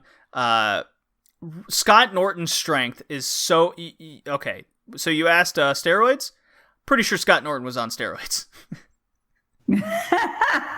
Yes. We might be able to confirm that. Yeah, I think so. Nevertheless, Scott Norton's suplexes and power slams on the 400-pound Vader was so impressive.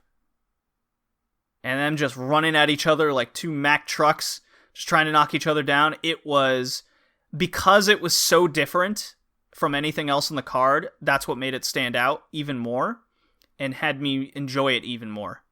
I love this match with all my heart. Yeah, it was a fun match. Yeah, it was a fun match. Yep. Did you like watching Vader? I liked it too. Yeah. I call him Eyeball Man. Eyeball Man. Well, yeah. You insisted on watching the moment where he got his eye knocked out of his socket. You just had to see Not it. on this particular match, mind you. One, no. That was the Stan Hansen match from 1990. Yeah. Which is amazing. That to me is amazing. That's an amazing wrestler to be able to maintain that momentum without your eyeball. That's just crazy. Yeah. So they do end up brawling outside, and Scott Norton gives Vader a big running clothesline to finally take him off his feet for more than a second. And the big difference here was Vader did the same thing to Norton earlier in the match, but threw him back in the ring as to not get counted out. Okay? Right. Scott Norton does, on the other hand, decided to not do that, and he takes the count-out victory. And that was, I think, a great heel maneuver. I actually wish New Japan would do this more often. At least with a certain singles match, and if they want to build a feud over time, that's something missing in modern day New Japan, I feel, and wrestling in general. And what really put this match over even more so was Vader gets the microphone and he calls out Norton. He's like, "We're not done here. Come on. Yes, you got the victory, but it was hollow. Get your ass back in here. We're gonna fight some more." And Norton beats up a ref. Big Vader clubs a couple ringside guys. They go to battle some more, and Vader, he beats him up, and then Norton's like, no, come on, get your ass back in the ring now. And then they go at each other, they club blows until they're finally separated, but not without taking out some more ring crew during the brawl. This was great. This was so old school. I loved it. Needless to say, Mom, don't see this anymore. No, you don't. But you don't see, not that I watch WWE,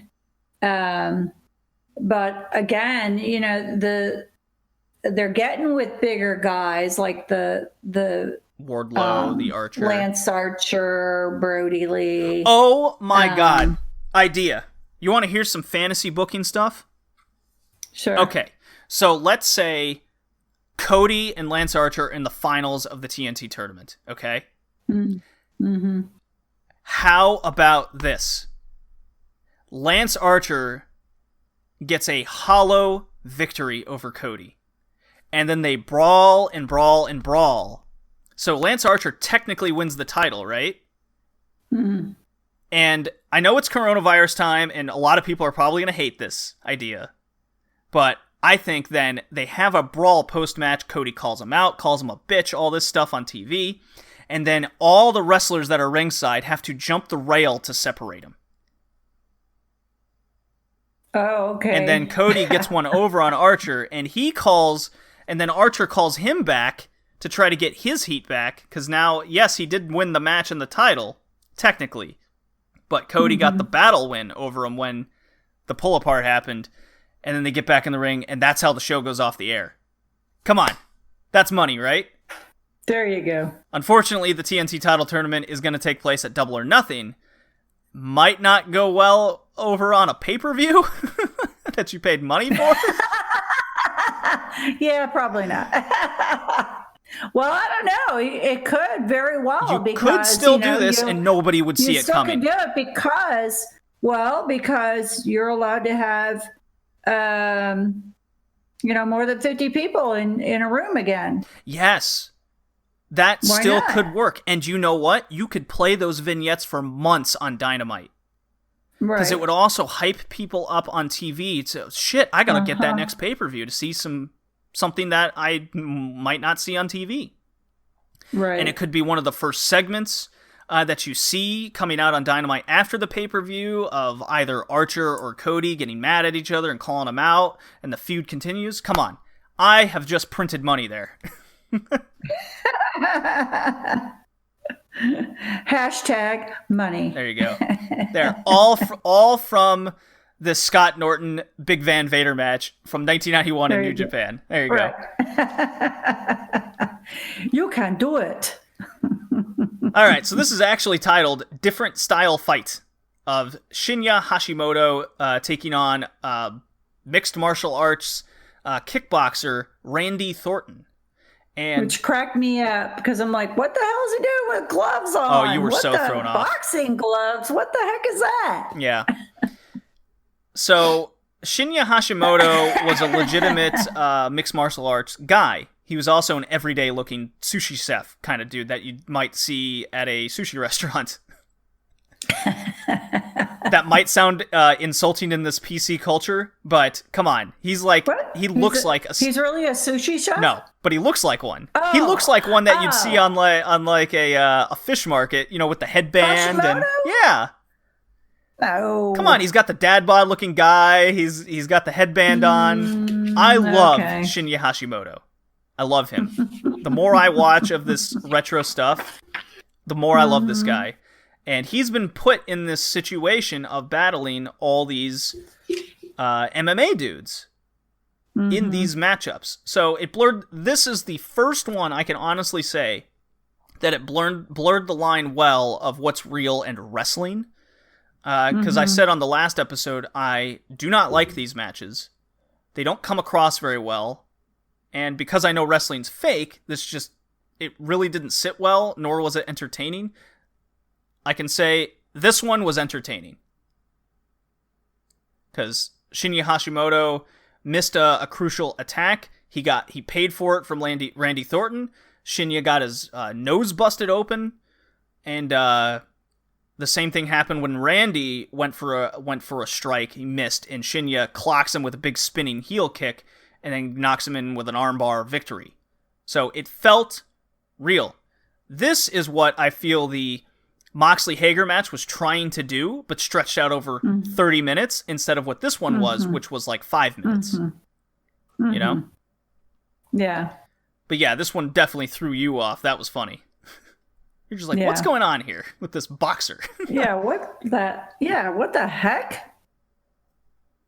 But even their kickboxing, they don't wear boxing gloves for kickboxing, do they? No. I'm not sure what the rules were in 91. I know later they certainly do not. In the Olympics and whatnot. I've seen the kickboxing in Olympics. They have taped fists and whatnot. I don't know. So the history behind why they have these matches is twofold. One is Inoki is the founder of New Japan, and he loved wanting to mix real life MMA with wrestling, and he thought the future was trying to blur that line and make his wrestlers seem more legitimate as legit fighters. And as the decade went on, and at the turn of the century, or a turn of the millennium in 2000, he went way overboard and started booking his wrestlers in real-life MMA matches, in which then, no shock, to find out that those wrestlers got the shit kicked out of them. Right? Right. So, what he was trying to do here in the early 90s was just that, kind of an introduction of the fact and get more credibility to Hashimoto, who was a legitimate fighter as well. So those boxing gloves are actually sparring gloves. They're called kickboxing sparring In this case, gloves. yes. Yeah, that sounds about right. Yeah. They're not actual boxing gloves. They're called sparring gloves. Yeah, they're not weighted or anything. Yeah, they look like boxing gloves, but they're not. Well, it was still enough to bust his nose open pretty something, so. Well, yeah, for sure. Yeah. So that followed with our two main events. I was really into this tag team match. This was great. It was the Steiner brothers taking on Hiroshi Hashi and Kensuke Sasaki. And I told you, Hiroshi Hase is a current senator or something in Japan. Right. I'm sure you enjoyed the Steiners, seeing the Steiners wrestle. I did. Lots of physicality in this match. It was a good match. I liked it. Yeah, this was great. A big recommendation. Yeah. It is a 4-star recommended match on Cage Match, by the way. Oh, really? Yeah. And 4 stars from the Wrestling Observer newsletter. My, oh my. Yeah. Yeah, the Steiners, it was a Steiners brothers match. They throw the dudes around a lot. They're really physical, and Hase and Sasaki took it all. Good for them. Yeah. As they should have, Mr. Goldie Pants. The Gaijins win the tag titles. They retained them, by the way. The only Gaijins that won on the show, as opposed to Scott Norton, who faced another Gaijin. Uh-huh. Yeah. And then we had our main event, champion Tatsumi Fujinami of the old generation, trying to retain his title against the new generation up-and-comer of the Three Musketeers, Masahiro Chono. Match went 18 minutes and 33 seconds. It was a good match. Very You physical. could really hear, yeah, it was very physical. You could really hear the wrestlers. I'll say this again. This is what yeah. Moxley and Hager were missing. Yeah, right. Right. This didn't go 30 minutes, did it? No, it went 18. What did you think of Fujinami and Chono individually? I'm very curious. As far as what? Like their styles, their looks, who appealed to you more? That kind of thing. I would take Fuji over Chono or whatever his name was. Okay, why is that? I just liked Fuji. I liked his style, the way he wrestled. I just felt that you can it's what wrestling still is today. It was that style has stood the time. It's funny you mention that because I believe Bret Hart's style is very much what's the word? Based on Fujinami's style. Mm-hmm. It's very much a workhorse, physical, everything you do in the ring matters situation. Yeah. I very much love watching Fujinami wrestle, and Chono hung in there. This is the story of 91. It kind of started in 1990 with Keiji Muto coming back from the NWA.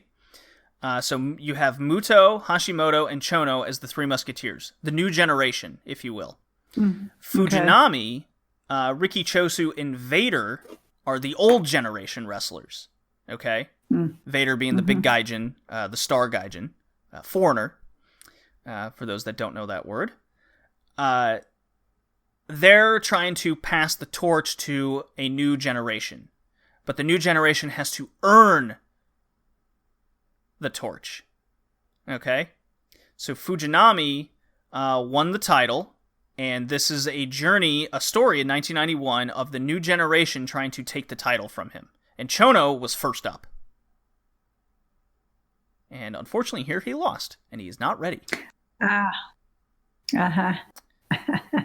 So there's your story. Unfortunately, as I saw in the archive, the G1, the big tournament, that is the turning point of the new generation proving themselves, isn't in the archives, which is a huge bummer. I think the finals between Chono and Muto is the only match that's available in the archive to see, which is what we'll be covering in the next episode. Yeah, that's the big coming out party of the audience is ready for the new generation to take over now. So at the end of 91 is Fujinami's his reign comes to an end, so to say, and that's when Chono, Muto, and Hashimoto are finally there to that point. Well, that was my favorite match. Fujinami Chono was the whole night. Yeah. Wow. Okay, I still liked Honaga Liger the most. So what set this one apart then? The reason I liked this match was, as I said earlier, that this kept the base of what wrestling is. Still giving us some showmanship. Okay. And I think it was a good balance for both. And I just enjoyed watching this match because of that. What's funny is this is kind of still the blueprint in New Japan to this day, where your IWGP heavyweight title match is still this physical story, right? And the junior heavyweights are still kind of, at best, mid-card to semi-main event of the more high-flying, different showmanship of it all. It's not up to the level of seriousness. That's why you see a lot of junior heavyweights graduate into the heavyweight division so they can main event, right? It's a very old school way of thinking. I think personally we're kind of well past that of the junior heavyweight being a step down.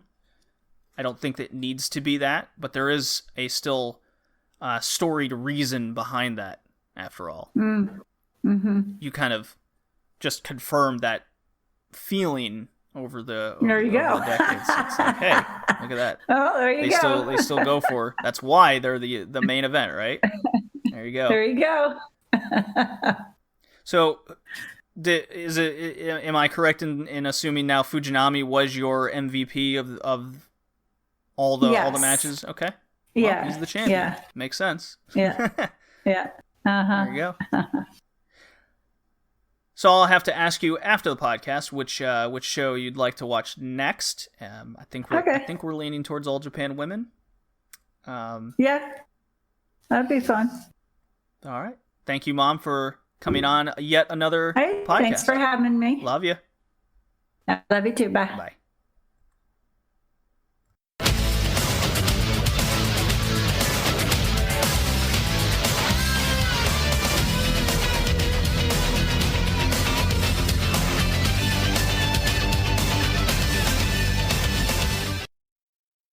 Yes, here we go. Last segment of the podcast. Hope you guys are enjoying it.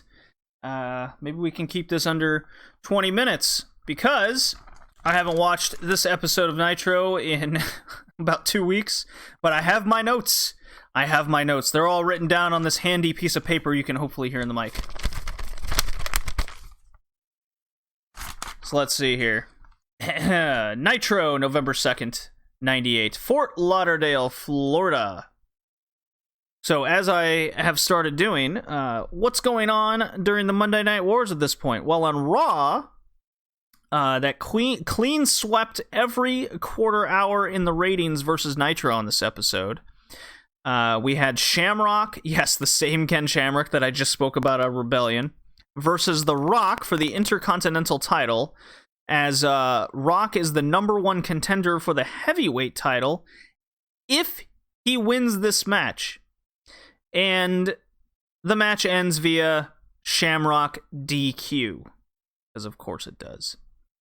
Austin McMahon are also in a cage match that was lit on fire, of all things, and it also involved The Undertaker, the Big Boss Man, Kane, and the match gets thrown out. So,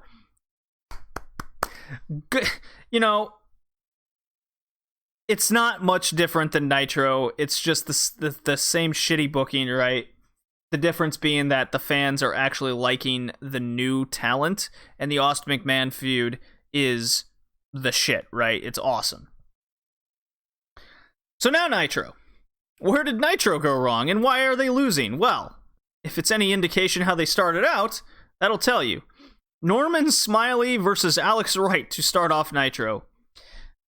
Mission of Alex to beat all other European wrestlers on the roster. Yes, Smiley is in fact from England, even though they dub him from CMLL basically all the time. As the commentators explained, he was from England. Decent match from Alex. Wins via the neckbreaker, but no star power to start Nitro. In a wrestling war. Figure that out. What could possibly be wrong?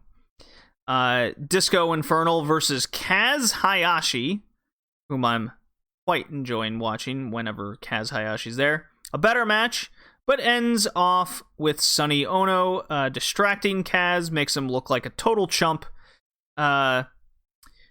Sonny Ono is claiming to be the #1 Japanese wrestler and undefeated because he, I guess, won kind of a fluke match setup on Thunder. Kaz gets caught with a pile driver and loses. So, Disco Inferno is like the best pushed mid-carder ever. Don't get it. Mean Gene with the returning Bret Hart injury angle. And, wait. Mean Gene with returning... Oh, okay. So yes, Mean Gene is interviewing Booker T, who came off the Bret Hart injury angle and the Stevie Ray betrayal. Mentions who took him out and the TV title situation after 3 months. So glad he waited that long. I had literally forgotten, even just 2 weeks ago since I watched this, that fuck, that's been forever since Booker T was taken out by Bret Hart. but then he was taken out in the back. So maybe, Nitro, you should show us a fucking clip if something's been that long before the promo. Maybe remind us. Booker T reveals it was Scott Hall who took him out of all people, in which everyone said bullshit, right? But Booker T challenges Scott Hall, or he'll find him backstage nonetheless. You know, the promo itself was good. It was just the execution of telling the story that was just atrocious, because I really, really had to think. I'm like, God, I remember Bret Hart taking out, you know, like Benoit and Booker T, and of course they do nothing with wanting to go after Bret Hart themselves. They totally ignore all of that bullshit. All this is followed with a match, which is Scott Putski taking on Fit Finlay. Another, just like, these matches are kind of fun, but they don't fucking matter. They're just there. They exist, right? So a couple mistimings, Finlay wins with the tombstone. Like, watching AEW, there's Darby Allin, there's the Best Friends, there's some moniker of, if they win, you know they're going to go for the tag title, perhaps, if they rack up a couple wins. Perhaps there's a reason why they're going at each other. They hype up these matches, right? Here on Nitro, we got time to fill. Go out there and have a wrestling match. Who cares if it matters? Raven cuts a promo being emo sad in a dark room.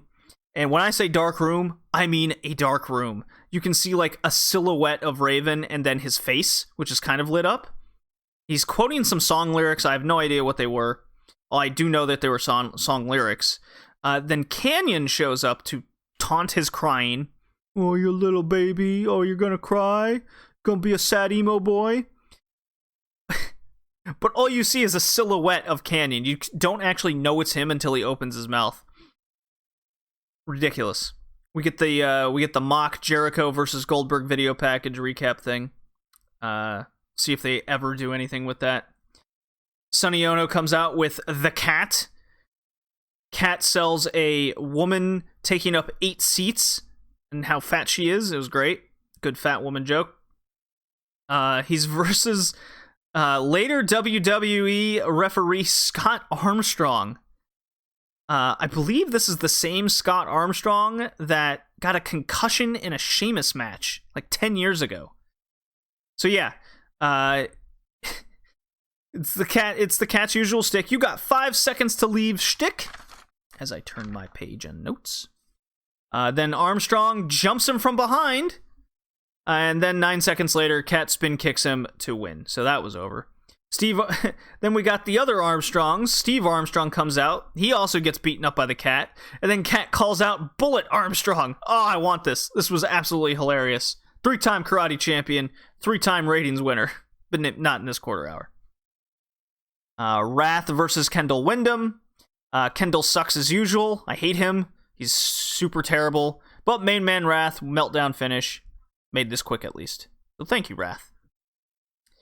Mean Gene comes out with Bret Hart.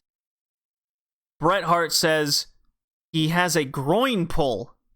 And I remember this as a kid. Oh, I remember the Bret Hart groin pull angle and story. Oh, this is glorious. I can't wait to see this again. I don't remember, like, anything that actually happens. I just remember he faked this groin pull injury, but he treated it so seriously, I was dying as a kid. I love this. So when I saw him come out and he starts referencing his groin, I just went, this is it. Oh, here we go. So yes, Lex, because of this groin pull, he can't wrestle Lex Luger tonight. And I'm like, dude, I believe you. I don't want to see you wrestle Lex Luger either. And then I'm thinking, oh no, was that the main event? I don't know what the main event is. Please don't let that be the main event. Bret is then appalled. Mean Gene questions his integrity of this groin pull. He's so offended. Bret references his crippling victims storyline that WCW is doing nothing with. Those assholes. He talks about crippling DDP last week. Says I taught him a lesson. Don't celebrate in the ring if you beat me, pretty much. That's disrespectful. Brett is amazing in the shit environment. He's doing everything he can to put anything he does over. And then sadly, Luger comes out. He's in this like cut up shirt with a midriff showing off his abs. He looks absolutely ridiculous. Luger calls him a liar, a coward, just like the US title match that they did whenever that was, in which then Luger lost the title back 3 days later on Thunder. They go to blows. Gene takes a phantom like clothesline, and he treats it like a death bump, like he was going on light tubes or something. And this is off a Luger clothesline to Brett. It was absolutely hilarious, and the commentary is like, "Down goes Gene." I think even Shivani just goes, "How about that groin now?" It's great. Luger has him in the rack during that. It was great. Oh, so good. Another Bischoff video played of Hogan beating up Flair. This time it was a cage match at Halloween Havoc. So that story continues. Not the worst idea in the world. I know they gotta fill time. They're not good at it. And Bischoff is at least getting heat with me, the crowd, the TV audience, of playing just these old, like, doctoring these videos of Hogan beating Flair. I do enjoy that. I can't help but think and imagine, man, if I was in the arena at a Nitro and they played this old match from 2 years ago, might not do it for me. 4 Horsemen out. Flair goes on and on until Benoit says they have a match. What the fuck are they doing with the Horsemen?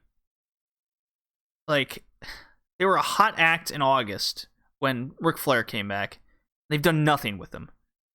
Like, it's involved Bischoff and Flair, but Benoit, Mongo, Malenko, even Arn Anderson in a role, they've done nothing. They have literally done nothing. Flair has cut some promos on Bischoff, and then Bischoff got arrested once. So it's much like the Wolfpack in a lot of ways. They're doing nothing with these hot acts, and they're just in free fall. IWGP champion Scott Norton out to the ring with his title. I believe he came out with it the previous week too. Just forgot to mention.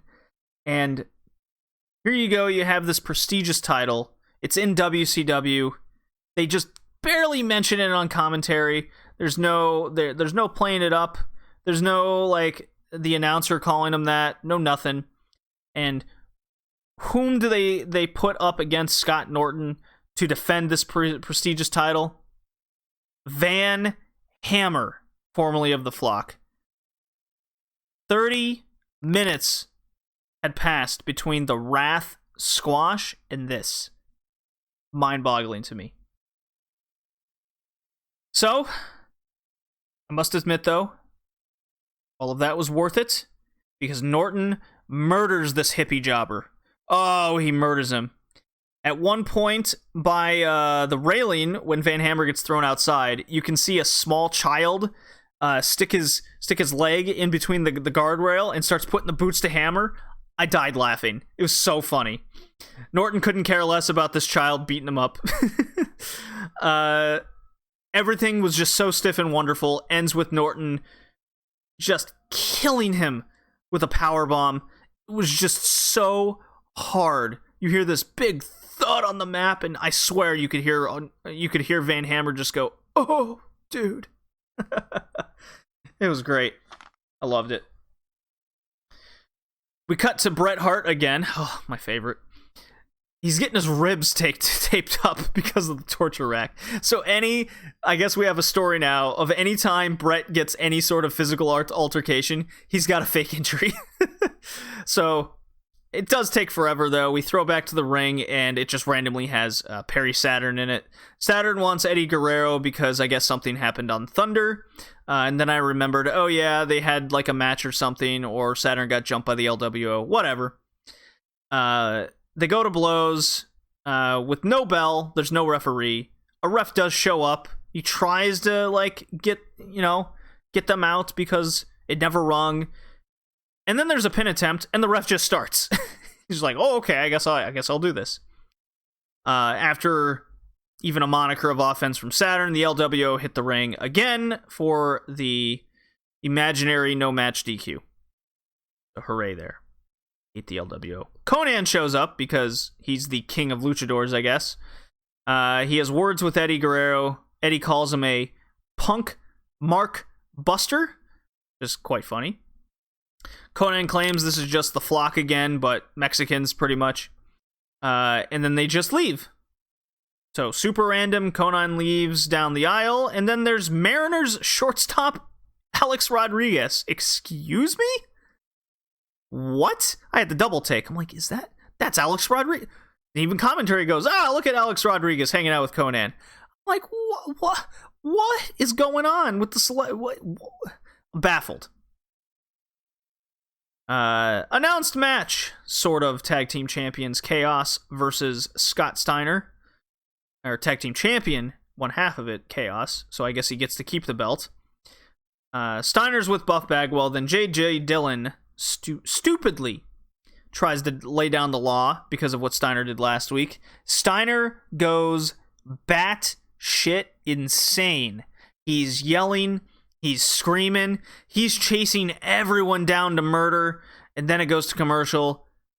And JJ, like, commentary goes, JJ, you want to say something? He's like, yeah, I got something to say.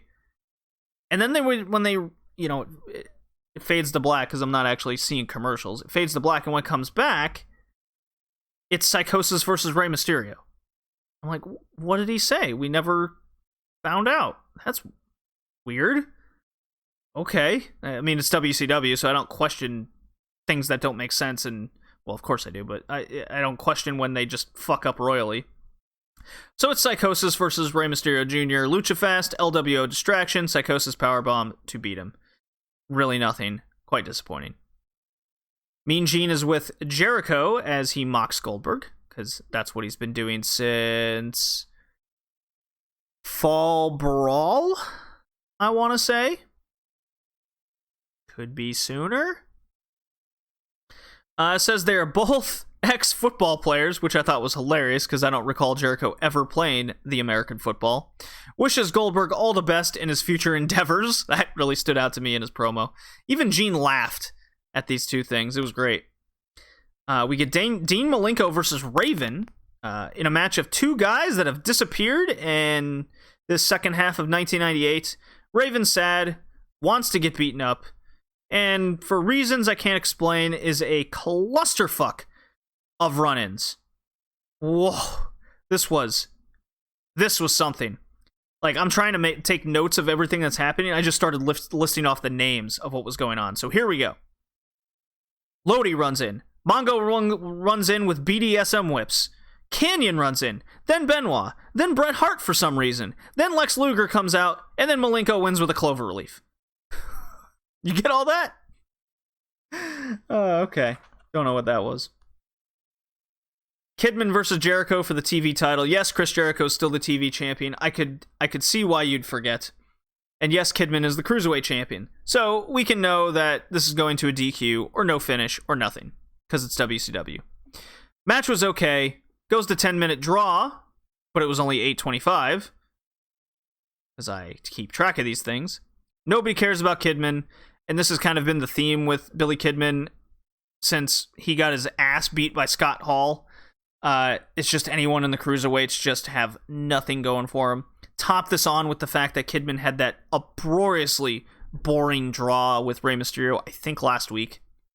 Now he's just gone to another one here against the TV champion. Yeah, how could people possibly care about the Cruiserweights and their champion? It's just, this is why. You're just doing this shit. And yes, we do get Scott Steiner back. He cuts a promo. JJ says Bagwell is now fined $50,000, Steiner $100,000. And then, like a mountain lion roaring from the back, Scott Steiner runs out and he just chases everybody away. Commentary's like, fuck, we gotta get out of here. They all run for their lives. Steiner's now in the ring with a mic. WCW sucks, stumbles over all his words, randomly calls out Roddy Piper, because I guess we're supposed to remember he's the commissioner, even though that's been a thing one time in all of 1998. Even goes as far as calling Roddy Piper okay, I wrote this quote down. A shirt wearing queer on Queer Street and liking it. This is when Bagwell finally gets his hand on the mic. He lowers his head in shame and rips it away. Tries to get some monicum of semblance to this. Calls out Chaos. This dude comes out, gets in the ring in flip-flops. This idiot. Bagwell laughs as Steiner beats the shit out of him, puts him in the recliner. What a moron. This is followed by Scott Hall versus Booker T. Scott Hall's not drunk anymore. I'm glad they dropped that. I hope they dropped it anyways. Simple standard match. Solid in parts, but of course ends on a lame DQ as Hall moves the ref to take a Booker T missile dropkick. So another ref calls for the DQ when he comes in. Main event. Main event is indeed the not Bret Hart versus Luger match. Instead, now it's Giant. At one point in the night, they did say, Giant's going to replace Bret Hart. So Giant's getting fatter and fatter by the week. I've really noticed this since August. I guess he decided his contract was coming up and he was going to go to WWF. So why you wouldn't want to get in shape going to a new company is beyond my understanding. But nonetheless, Giant could not give two fucks less. This was as bad as one could imagine. No punches, no moves, no nothing. Boring ass suckfest for 15 minutes. No matter how shit Luger is, though, I have to admit that whenever he puts someone in the rack, that crowd explodes. It is amazing. It never fails. I'm flabbergasted because I just do not like Lex Luger. I don't like Lex Luger matches. The rack is a cool move, but that's all he's got. But of course, Bret hits the ring for a DQ. And then our absent champion Goldberg finally shows up for 10 seconds, spears the Giant, and they go off the air. Amazing incompetence to this all. I personally, as a kid, don't remember Goldberg being a part-time champion. And I realize this is by design. This isn't like some contractual dispute. This is all simply, Goldberg's a champion. If we don't put him on TV, of course everyone else will get, it's ridiculous. No Hogan on the show, now that I think about it. Maybe that's why I didn't hate this show so much. There was just a lot of things that are weird because it's Nitro. I did like Bret Hart being on the show a lot more. I did like Scott Norton killing him a guy. Got to see a Rat Squatch match. I'm always a fan of that. Booker T returned. They did something with Dean Malenko, so that was cool. Raven at least is developing something more into his character. There was a lot of things I enjoyed about this Nitro, but in the long run, because I know what happened, it gets frustrating. But it's amazing how much more enjoyable this was without the Hogan ego fest, right? It's like one step to some sort of future. Amazing how that works out. But yes, they did lose to Raw in every quarter hour, so I can only imagine that the next Nitro, as we're screaming towards World War III, that the next week is going to be a disaster. That is my prediction. I don't remember what happens on next week's Nitro, but that is it. And as I make my last note and timestamp for where we are at this marker, now we can go into the wrestler rankings. And this is a new wrestler ranking because I got to give my January, February BJW ranking. So I'll go In the number 1 position is Okabayashi, followed by Sekimoto, followed by Daichi, followed by Fuminori, followed by Yuya, followed by Isami Kodaka, followed by Yuko Miyamoto, and then Kohei Sato. I didn't think there was... I think that was all the people that impressed me, so they get some points there. It wasn't 15, but in the March one, there were 15, so I'll just go down from top to bottom. 15 points of 15 downward. That's Okabayashi, Daichi, Sekimoto, T-Hawk, Inamura, Irie, Yuya, Akira Hyodo, Yasufumi Nakanoe, Ayato Yoshida, Ryuichi Kawakami, Isami Kodaka, Taishi Takizawa, Kohei Sato, and Chango. And then I'll do the women now for this podcast one in April here. Top 10 women is in the number 1 position Sakushi, followed by Mochi Miyagi, followed by Tsukasa Fujimoto, Risa Sera, Kylie Ray, Kiera Hogan, respectively, Suzu Suzuki in the 7, Maya Yukihi in the 8 position, Maika Ozaki 9, and Satsuke Totoro in 10. As long as these dojo shows are going, looks like Ice Ribbon's going to have a big advantage in this. And then I'm going to go from the bottom to the top for the men. So Kenny Omega 15, Best Runs 14, Kip Sabian 13, Sean Spears 12. I have liked his squash matches, to be fair. 11, Ken Shamrock, 10, Jake Hager. Daisuke Sekimoto gets the 9. Young Bucks 8.